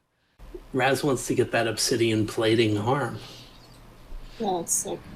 Yeah, that absolutely does happen. They don't add any weapons because they're not... No, that's fine. Yeah. It's just the new plating, so it's not just an exoskeleton. Yeah. So instead of just looking like a metal skeletal arm, it's now this like very black, reflective obsidian style sheen. Looks very, very cool. This is great. Look at how stealthy I'll be. Dark, light, dark. And he's just putting his hand in front of his face and then going dark, light. She's going to be so bold to ask if she can spend some time shadowing either the Ramash or maybe one of his like advisors, knowing that what he had said about how he and Vasily were taught by the same people. She's kind of curious if he runs his household isn't really the right word, but like his councils and stuff the same way in a similar manner and treats people in a similar manner. Nah, it's very different. He's a lot more hands-on than Vasily is. Vasily really doesn't get too involved with the day-to-day workings of the citizens of Odessa. He rules from a distance, but the Ramash every single day like wakes up and like leaves his like White House style house to essentially go to an Akjat Senate where he listens to the troubles of the working man and like talks to the council leaders and like is very, very involved in the day-to-day workings of the city, everything from trash upkeep to making sure that the waters are flowing to keeping the power generators going. Like he has a very, very busy day, whereas Vasily spends a lot of his time sort of more focused on strategic decisions and military stuff. The Ramash is much more of an economical leader. And can she confirm or tell or observe that like people aren't surprised that he's doing this. Like this is his. This is his day-to-day. complete normal, like absolute nothing different. Okay. Yeah, that's what she would do. Especially because this is like the kindest reception that they've gotten. And so I think she feels kind of emboldened to learn more about the higher workings of the society more than she kind of did before because she wasn't as welcomed. And when she starts doing that, she becomes pretty closely acquainted with the Ramash's personal pet tiger. And what is the name of this creature? Ruby. Ruby the golden tiger. Ruby the golden tiger. And they get friendly enough that like Ruby literally will like give Karina rides around the city. Oh my god. So like it's amazing. It gets to the point where like she's literally just like gripping the fur of this thing's neck, and it's like running like along the rooftops and like leaping towards things and like getting places really fast. And like there's this one day where Karina's headed home from dealing with the Ramash back to the temple, and like she pings to see where Roz and Bobby and everyone are, and she sees that Roz is like moving at a very, very quick pace. So he must be somewhere zipping around on his roller wheelies, and she definitely directs Ruby to like track him down. And like as Roz is just like humming a song to himself very joyfully, just like zipping down a sidewalk in the street, he all of a sudden sees like he like looks over his shoulder casually and sees this fucking like golden tiger like racing directly towards him with Karina on its back. Hey, Karina, what's up? She's not stopping. She's full tilt. He's going to be going full speed too because he sees that she's not stopping, and it's like, what the fuck? So what she's trying to do is get alongside him so she can like pull him up onto the back of the tiger. He doesn't know that the last time that he saw you running after him, you tried to slam paint in his face. I know. She's trying to like kind of scare him, but it's exciting. She'll reach her hand out. Say, come on. Raz hops onto the back.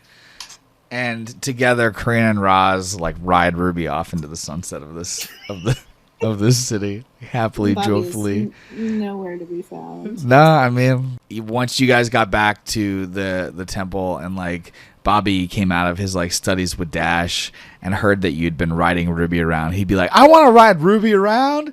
And then like Bobby would probably spend like the next hour and a half like trying to convince Ruby to like give him a ride, but like she's been literally carrying Roz and Karina around all day, and she's just kind of like not having it. She's done. Yeah. Yep. I did have a question. If Raz wants to look at the smart pets that are available on this island, on this planet, because there aren't. Yeah, there's definitely a whole bunch of different like smartimals that are available here. What kind of animals is he looking for? A very tiny monkey. Oh God. Well, that tracks because his monkey helmet. It's a pygmy marmoset. A pygmy marmoset. That's exactly what I was picturing. All right. What is the name of this thing? Froderick Mataz. His middle name is Daz. Froderick Daz Mataz. Daz definitely costs like 90,000. Okay. Yeah. So we'll just say that you pick him up. Like you don't have him yet. You just placed the order for him. Oh, excellent. Yeah, then that's great. Yeah, and then we'll have you just pick him up on Dauphine. It is August now. You guys will get to Dauphine in October. So about 2 months for them to like fully create this little guy. And after that, I mean, the Ramash pretty much just like thanks you all for your visit and tells Vasily that he needs to come visit soon, and the Ramash hopes to come visit Odessa and apologizes for not being able to send more aid, and tells you that he has no intentions on going back on the deal that he has with the Gloria, and it's important that Vasily knows that, but out of respect, he is sending a gift of $5 million. Oh, shit. And after that, you guys all fly off to Kavenda. So as they come in towards the planet of Kavenda. It's September 22nd. Kavenda was the first planet in the Killslayer Quadrant to be colonized. It has the largest population of all of the planets outside of Salamnikar and Odessa. And it has a very similar autonomy of structure to Odessa, where they are sort of a more British style royal sense of royalty. The same sort of situation it was the leader of the scout mission to the planet, much like Ovanalev on Odessa, essentially became a de facto governor. And as the planet was built up, that governorship passed on to their child, who went into politics themselves, and the same, and the same, and the same. So now, nearly 200 years later, there's this sort of mini monarchy on this planet.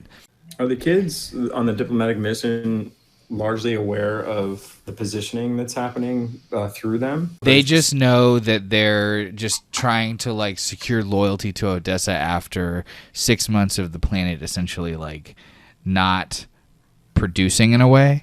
And one of the things, because like Odessa, when Odessa went down because of Darren's attack, they stopped basically sending aid missions to like for over 100 years they had been sending stuff to Dauphine, to Religog, to Ibzorian, to Draonis, and then like also so many other smaller space stations and planetoids.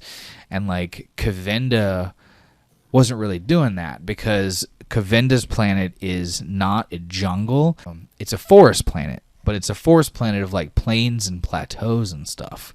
So they have wildlife, but they don't have the same level of abundance that Odessa has. So Odessa was able to, in a much larger way, sort of step in and like help out all of these other smaller colonies around it. But during Darren's attack, Kavenda they saw a chance and they took it. There are these wells. There's these deep, deep, deep wells inside of the plateaus of the planet. And all these plateaus, think of like Monument Valley, but like covered in green.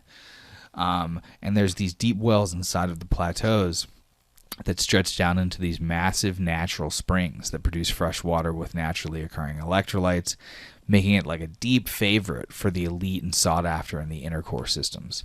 Contracts with several corporate concerns see that the moon outside of Kavenda is heavily mined for its water, iron, and uranium reserves, which are sold at a premium while the colonists are forced to live in relative squalor. A highly developed and industrialized world with a thriving population, Kavenda is where government leaders retire and corporations hide their profits from prying government eyes. It is classed as a jewel world, just like Odessa. What's everybody's thoughts? Grizz just kind of like takes it in because he's never been to a place like this before. He's normally used to dumps. It's beautiful. So much green. And he just like spends his time sort of like doing lame touristy shit, like hiking and stuff. No, I think that's good for Grizz. I mean, I think that's great for him. Yeah, I think Torn would like to spend some time with Karina to kind of understand the full scope of what they're doing, because now maybe he's starting to piece together how the diplomatic mission is coming together. As you can see in Kavenda 1, they have this massive sort of like castle in this beautiful like planed area of the city, which is sort of cascaded in the background by these like massive white salt mountains. And the castle itself was actually carved out of one of the plateaus. And there's all of these like green emerald spires that like surround the plateau and rise up to match with the colors of the world. And the Nemeus is welcome, or the Roving Dawn is welcome here. Like as you guys approach the planet, like they read your call signs and they're like, welcome to Kavenda, Odessan ship 326. Please follow the coordinates, and it like leads you down into like a very nice airport line strip, and you're met by representatives of the royal family who take all of your stuff and bring you all to a very, very nice, fancy castle, it's nothing like the Golden Cathedral on Odessa because it's mostly stone. It's carved into a mountain. It's like a very fancy medieval castle, but sci-fi futuristic. And Karina is essentially brought forth to speak with the leader of this planet, who's a very, very old man in like his 80s. He's the grandfather of this thing. One of the things that... And so does she bring anyone with her when she goes to like call to meet with him? Does she bring the flower? Does she bring Torn? Like, what does she do when she's essentially escorted directly from the ship to this guy's main throne area? Yeah, she will bring the flower, and she will bring Torn because she has noticed how much he kind of seems to like enjoy this, especially because of his whole like war games obsession. And she also finds him comforting. Can you guys see that? His name is Caliban Muir. So yeah, and seeing like how old he is, knowing that this is like a very almost more stressful than some of the PMAC worlds, just because she knows that it's an alliance that like has to like is in danger of being crushed because these people basically stole all of her planet's shit and they probably want it back. So she's going to try to be really, like, deferent, I guess. Yeah, and as it's just Torn and her? I mean, would Raz and Bobby want to go? Well, you're all inside it. She's asking if you want to go talk to the, like, king of the planet, the old man. I'm seeing a lot of prime canvas that I could... And I think no way Raz is going to go paint up some rando city we've just gotten to.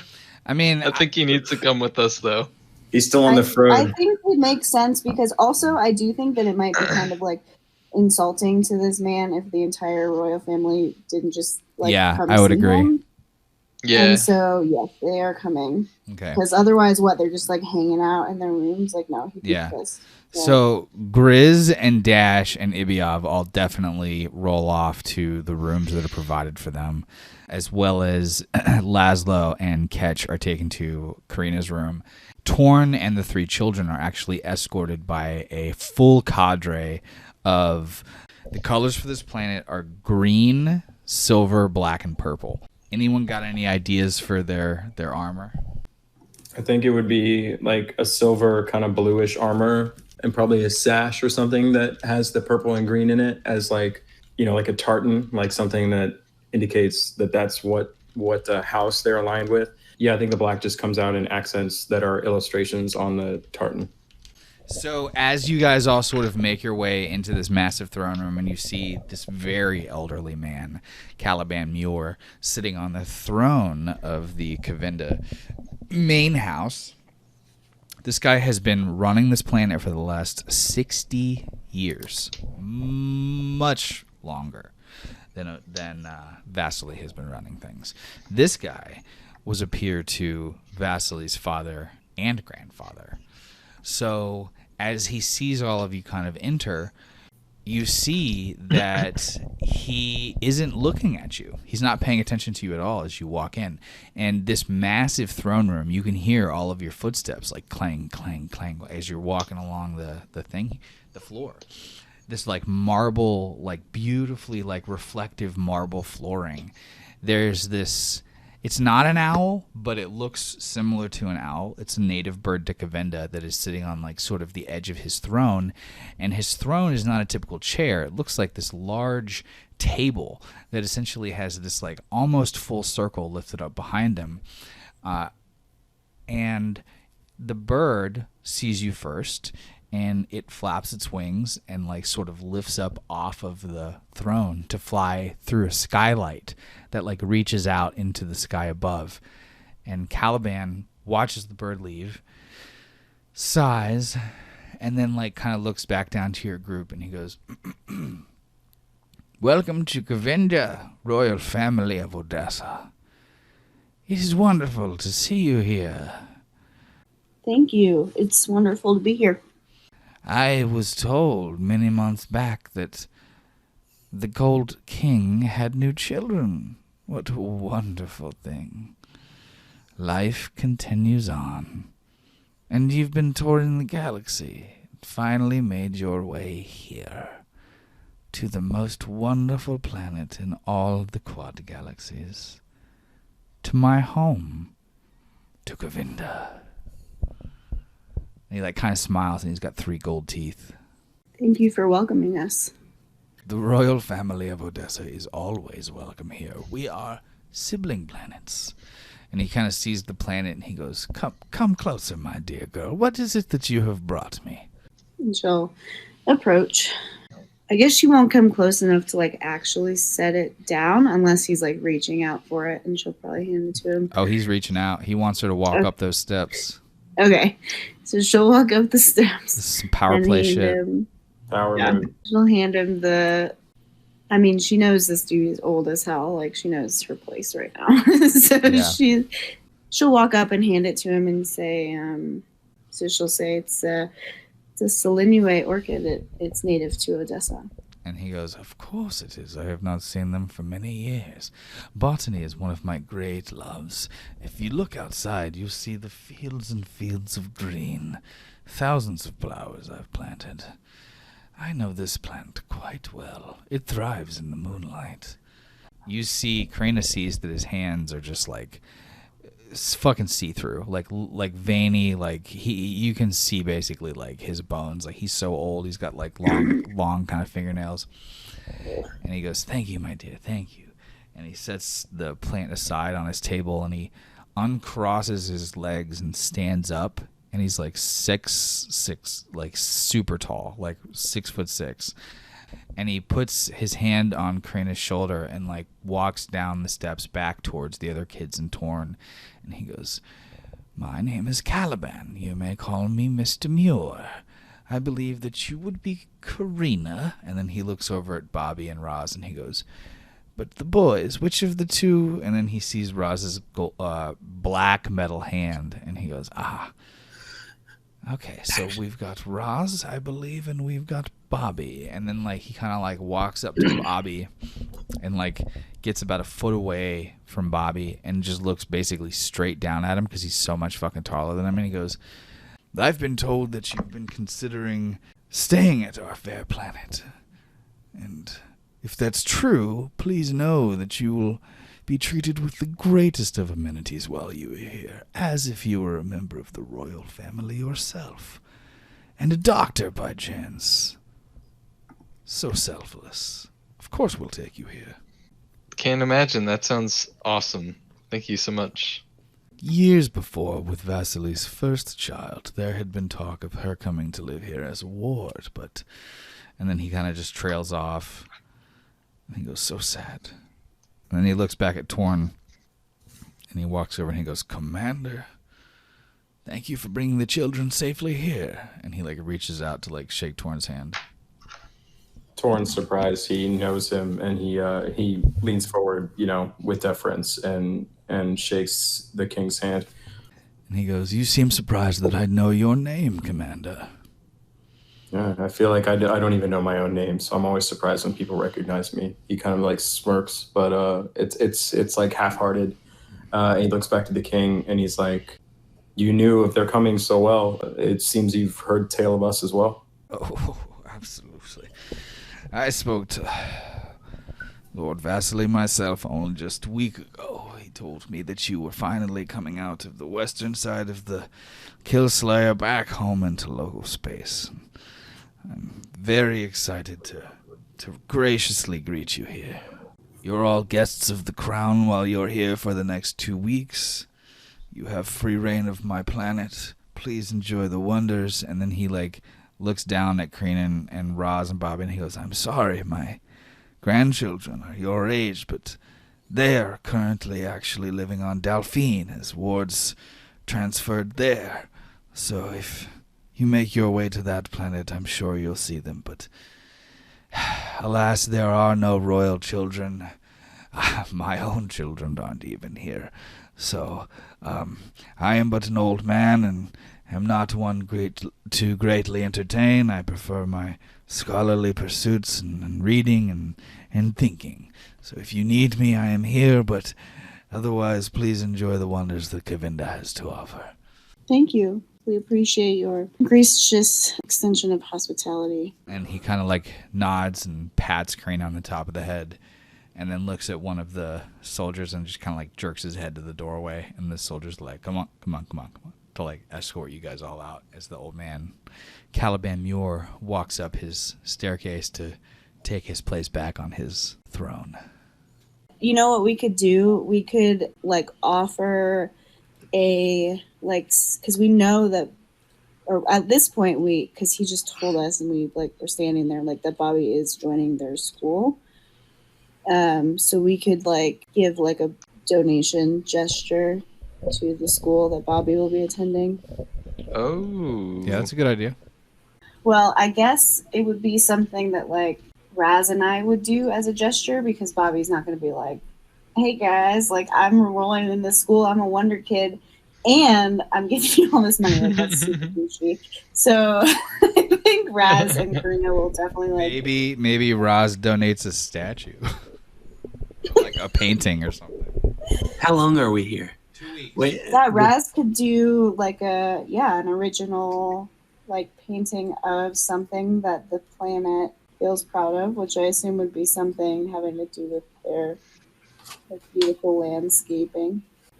well, if that's the case, the Raz is going to try to find portraits of the family members. I guess I can do that because we could just use the sliver now, right? Because we're within. Well, It's just an Odessa thing. Well, it's just an Odessa thing. All right, so I'm just. Does the sliver have information? Is it like a computer or wrists? Yeah. Because they probably have photos of the family members, right? Yeah. So I could make a sculpture that is of the royal family. Yeah, with your robot arm, like you fucking crushed that fucking statue of Geordie. I'm sure you could make something smaller than 40 feet in 2 weeks.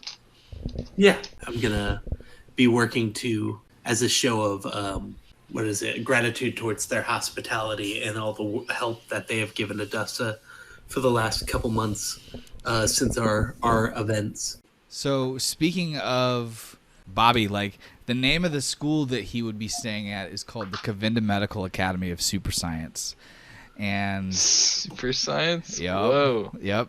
And one of the things that you guys do here is that Torn takes Bobby and the other kids on a tour of the school. Before we do that, though, what is Grizz getting into on the 2 weeks that he's here on Govinda? Other than the hiking and stuff. Anything else? Or is he pretty much just like walkabouting it for the whole 2 weeks? Just walkabouting it. Okay, so he leaves then. He's gone for like the whole 2 weeks. Who wants to be the like maitre d' that walks them through the school? Can you walk me through exactly what this school does?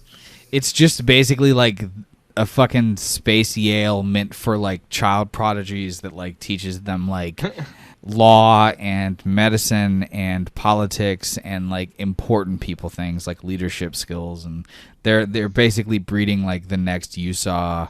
It's all corporate leader kids, and like there's so it's like a prestige school. It's a prestige school. It's not like anybody can get into this school. It's a nice school. Bobby's selling out to the man. Is the goal of the tour just to show people around? Yeah. Would she have gone to this school, do you think? The person giving the tour? Yeah, definitely. Yeah. Land Blately. Her name is Land Blately. Okay. Her name's Happy Occasionally. Happy Occasionally. Okay. Okay, I'll split the difference with you. Her name is Wellesley Damascus. Okay. Okay, so this is Torn and Bobby and who? Torn, Bobby, Roz, and Karina, and it's everyone. Yeah. And Grizz. Grizz on the walkabout. Grizz is on a walkabout. Nobody knows where Dash is. Nobody's actually seen Dash for months. She's like passed out on the ship. She's on the ship, but nobody can find her. Every time they go looking for her, she's like in a different room. Okay, so as they walk up the stone steps through the amazing golden arches with tons of greenery everywhere, they have been met by Miss Damascus, and she greets them in a super strict, super nunny looking suit thing, and she has clearly not taken a shit in her entire life. She has a rod that completely makes her back straight as hell, and she waits for you to approach her before she says anything. Oh, jeez. Seriously? So like as you start All walking right. up, So I gotta walk up and. Yeah. Yes. So you must be Bobby. Yep, that's me. I'm here for a tour. And she pulls open this like little tablet and she like flips through it with her fingers, and her fingers don't seem to work in a weird way, and you're just like, what the fuck is wrong with it?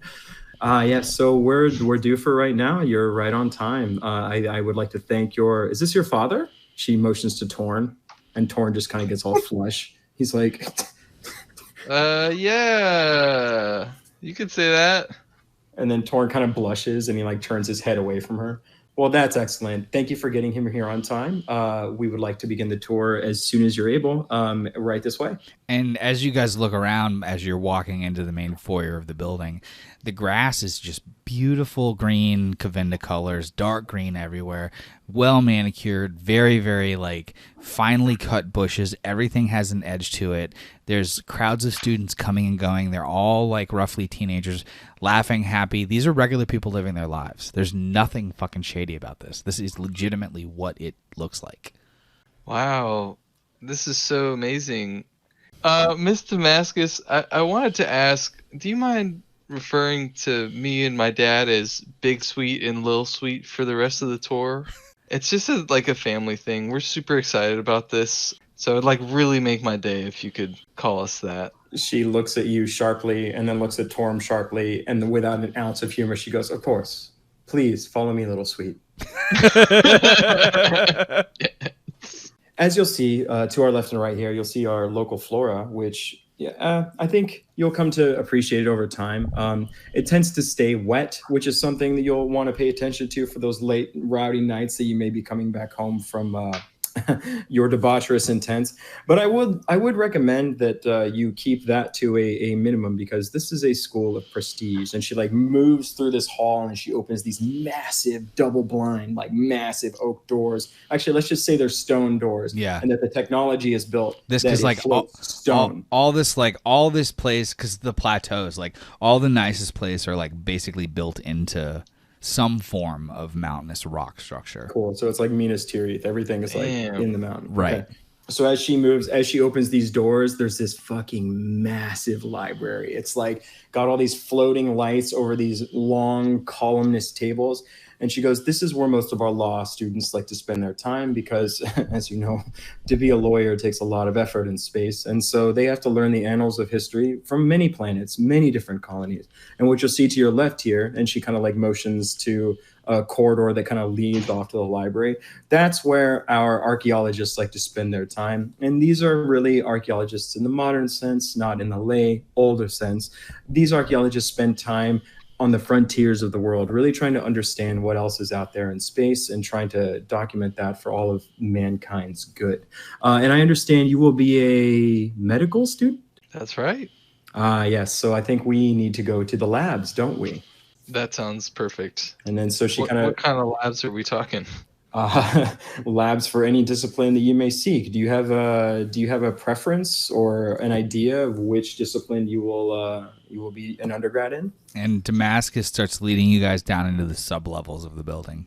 Please don't be alarmed. These elevators, while they are large and rather dark, they are exceedingly safe. Safer than modern ones that are made out of metal. I guarantee it. And like she like motions you guys into like the darkest elevator you've ever seen. And then once you get into it, the lights only turn on when the doors close. So it's like really dark until that split second. It's so sketch. Okay, so what kind of is the elevator made of rock too? Yeah, everything's rock. It's just a fucking Yeah, you can hear like the grinding, like the rock grinding, like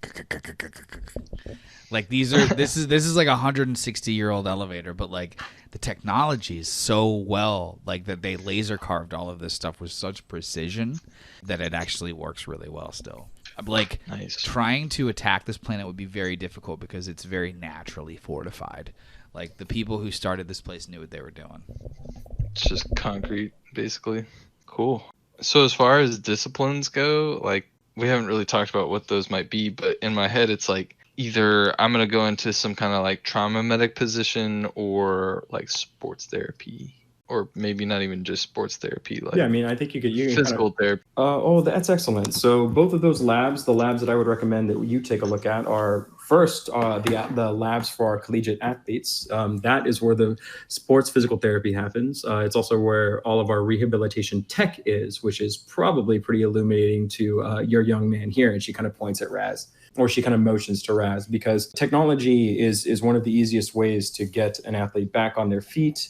Of course, we only provide technology that is sanctioned at collegiate level, so these athletes aren't gaining an advantage that they otherwise wouldn't have with their missing limb. Raz looks at her and goes, I liked technology so much I chopped off my own arm so that I could put this one on it. He gives her a thumbs up with his metal arm. Like kind of looks down at him, and she's like genuinely bewildered. Like you can tell that she's never heard that before, and she like looks at Karina, Bobby, and Torn. She's like, "Is that true?" It's called dedication. But the dedication to what, my little boy? To the tech. Oh boy. Well, I think you'll enjoy this lab too then. And then the elevator ceases and then they open. What's that? Not true. I said, ma'am, it's not true. Okay, and then it's like, and then she goes to Karina. She's like, I had a thought. So as the door opens, it like opens onto this like massive like green like astroturfy looking field, and it's like really brightly lit. And what you look at is on the right hand side, you see all these like rehab stations, and on the left hand side, you see all of these either organic or technologically derived prosthetics for athletes.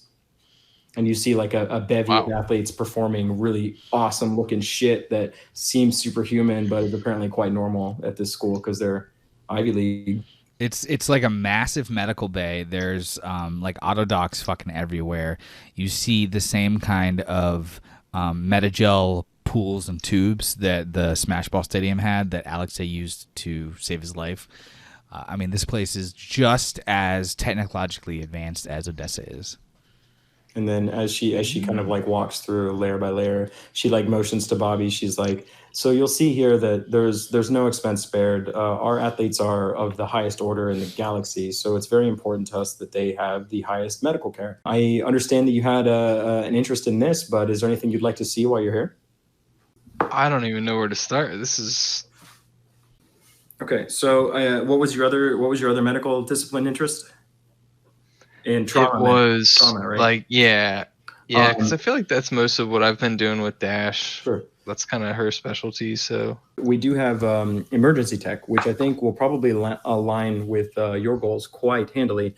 Trauma is typically spent, and she just kind of like motions to the elevator again, so she brings you back into that dark ass elevator.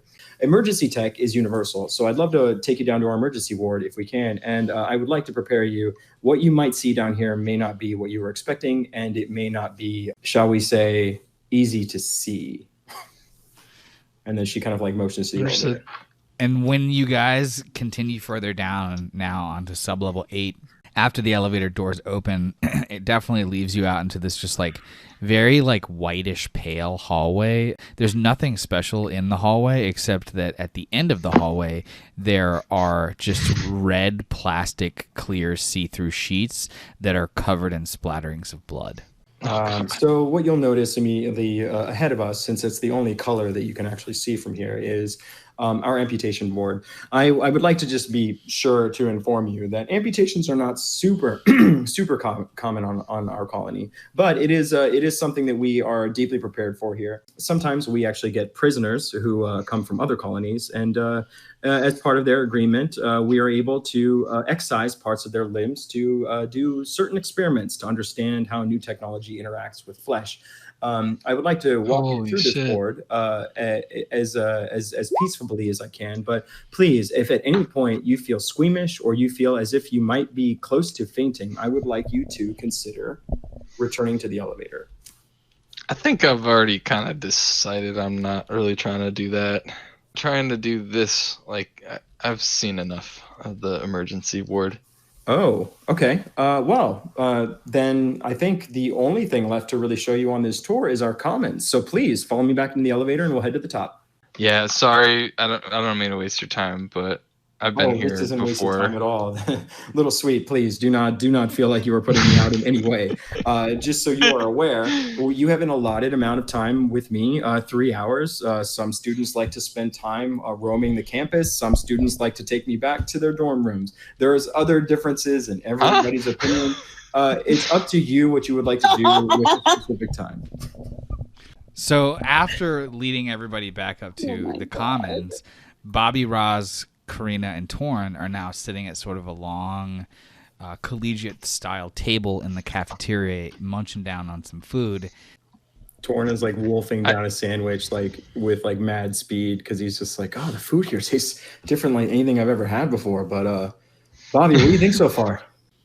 Karina thinks he'll be happy here. I think it's the one time Raz has a normal person reaction to the fact that they're chopping up prisoners for funsies. He's just like, It's for medical research. I mean, it's not for fun. That could be arguably worse than what Odessa did with like throwing people out into the jungle to get haunted. Yeah, I mean, for medical research, even in our time frame, we've stopped doing that. They're taking prisoners and chopping them. Okay. Yeah, chopping off Karina's their just like- limbs so that they could study how. Welcome fair, to the USAW justice system, where each planet gets to decide what the fuck ever they want to do with their Yeah, prisoners. Karina's just like pushing her peas around on her plate and not really saying anything. It does sound like they have a lot of research for sports medicine and other practices that deal less with human violence. So I'm glad that we didn't go down the rest of that hall. It seemed kind of grody. I'm just confused as to why they needed to chop up people to test this. This is things there are plenty of wars and there are plenty of already victims that have already lost limbs that they could study on. And like Torn is like looking at this like guide that kind of came with it to like describe all the sciences that they go through, and he's just like reading this byline there, and he's kind of like, I think it says here that these people got amputated elsewhere, and that they come here for that new modern tech, and sometimes that means some extra bloodletting, and he kind of like cringes a little bit. I'm walking back. Let me walk it back. Walking back a tiny bit. Yeah, okay, so this place is essentially, if we look at it from that lens, then this planet is doing more for amputees throughout the galaxy than any other place. Like, that's why Bobby was sent here, because Bobby is an amputee and Bobby has this like robotic tech installed inside of him, and like the Kavinda Medical Academy of Super Science has given more people the ability to walk again, more people the ability to see again, more people the ability to talk again than anyone else, than any other planet in the galaxy. And they train up people to go out into the dark and cold galaxy and the smaller colonies and the more dangerous colonies to be prepared for when people lose limbs or potentially fatal situations. So there was a method to the madness in sending Bobby here. And I think as like Torn's like reading through the rest of the guides here, he's like, there's a lot to do here, Bobby. I don't think you even have to decide your discipline in the first year even. Like it says here, there's physioscience, this thing where it looks like it makes people, gives people the ability to stay out in space for longer periods of time. That seems very valuable. That seems like something we could all use, right? And then he just kind of looks at the kids and chuckles. Yeah, they're even opening up a genetic biology lab like in the next year. That sounds interesting as shit too. I feel like overall I'm happy with the way you all are encouraging me to figure it out. Like, it makes me feel a lot better than just like diving into something without knowing how it's going to go. You know what I mean? So overall I've been really happy with the trip, and I feel like it's the right move for me to stay here, honestly. And Torn kind of like looks at his sandwich, and he kind of like, he like nods, like kind of sadly, and like he takes a bite of it without looking up. Oh, I mean, looking at the thing, like, you know, it's not like the furthest planet from Odessa. And she's also used to like the idea of being away because they knew that like this travel trip was going to be a year before they would even get back to Odessa anyway. So she's kind of thinking, she's trying to think of time as being a little bit more forgiving, and that she knows she'll see Bobby again, and this is what he wants to do, and she just wants to support him. She doesn't want to say anything that's going to make him like question his choice. And Torn kind of like as he hears her supportive comments towards him, he thinks and there's like this little like seed that kind of like grows in his head, because he's like, you know, when I was your age, I didn't really get a choice to do what I wanted, and I think just the simple fact that you can come here and make these decisions, it's amazing. It's amazing, and I can't wait to see the adult you become. I'm gonna miss your antics. Maybe I'll send you a diaper every year just so that you never forget me. yes. And so during Grizz's walkabout, are there any beautiful sceneries that he observes? Are there any local animals that he encounters? Like, how's his little trip that he goes on to clear his head and have some alone time? It's mostly pretty chill.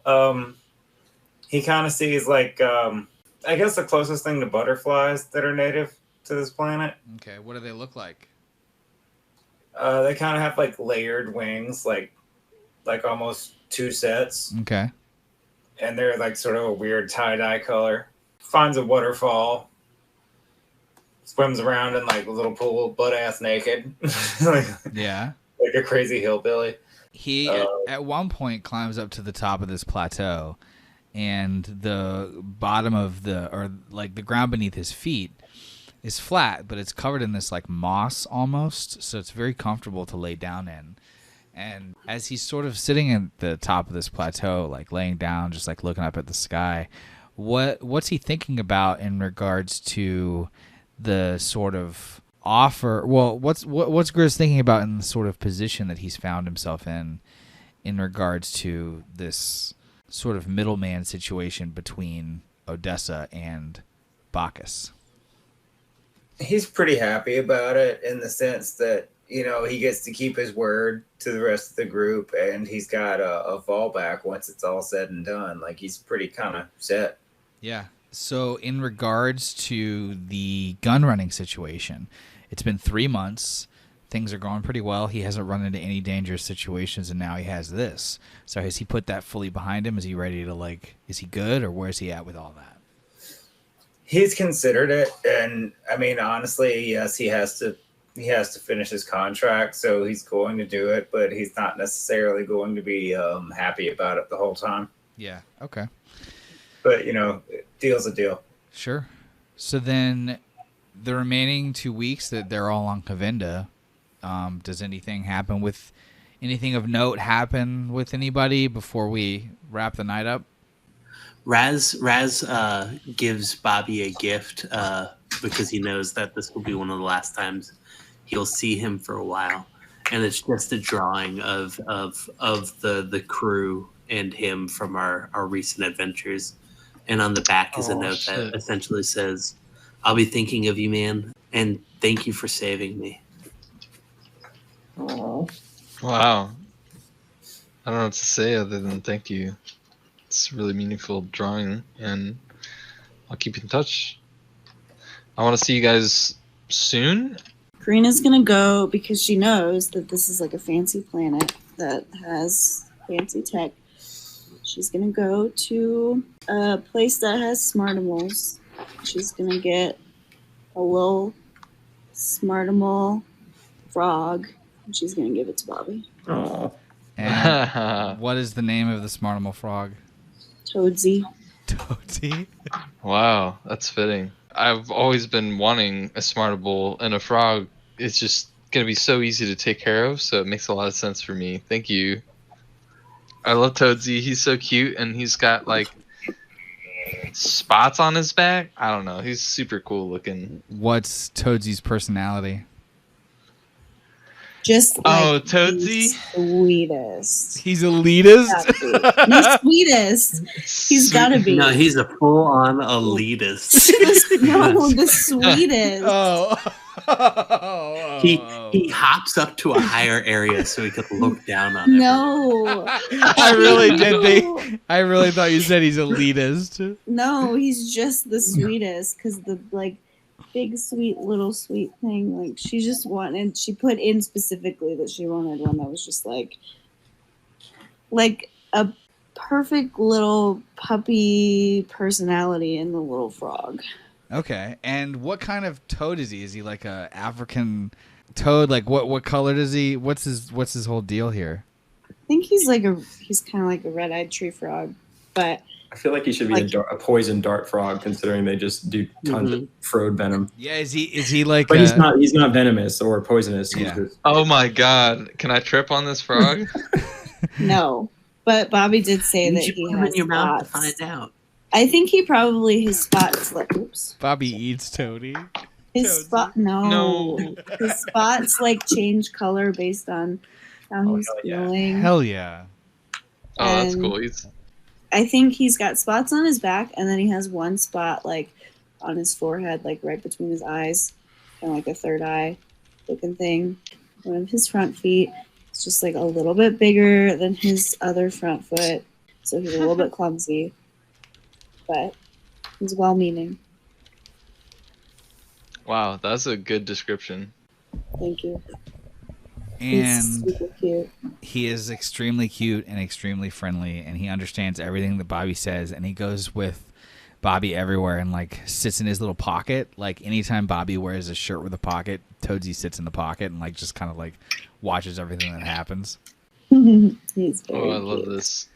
And finally the 2 weeks comes time, and the ship is Ibiab's got the ship fully gassed and fueled up and ready to move on to the next location.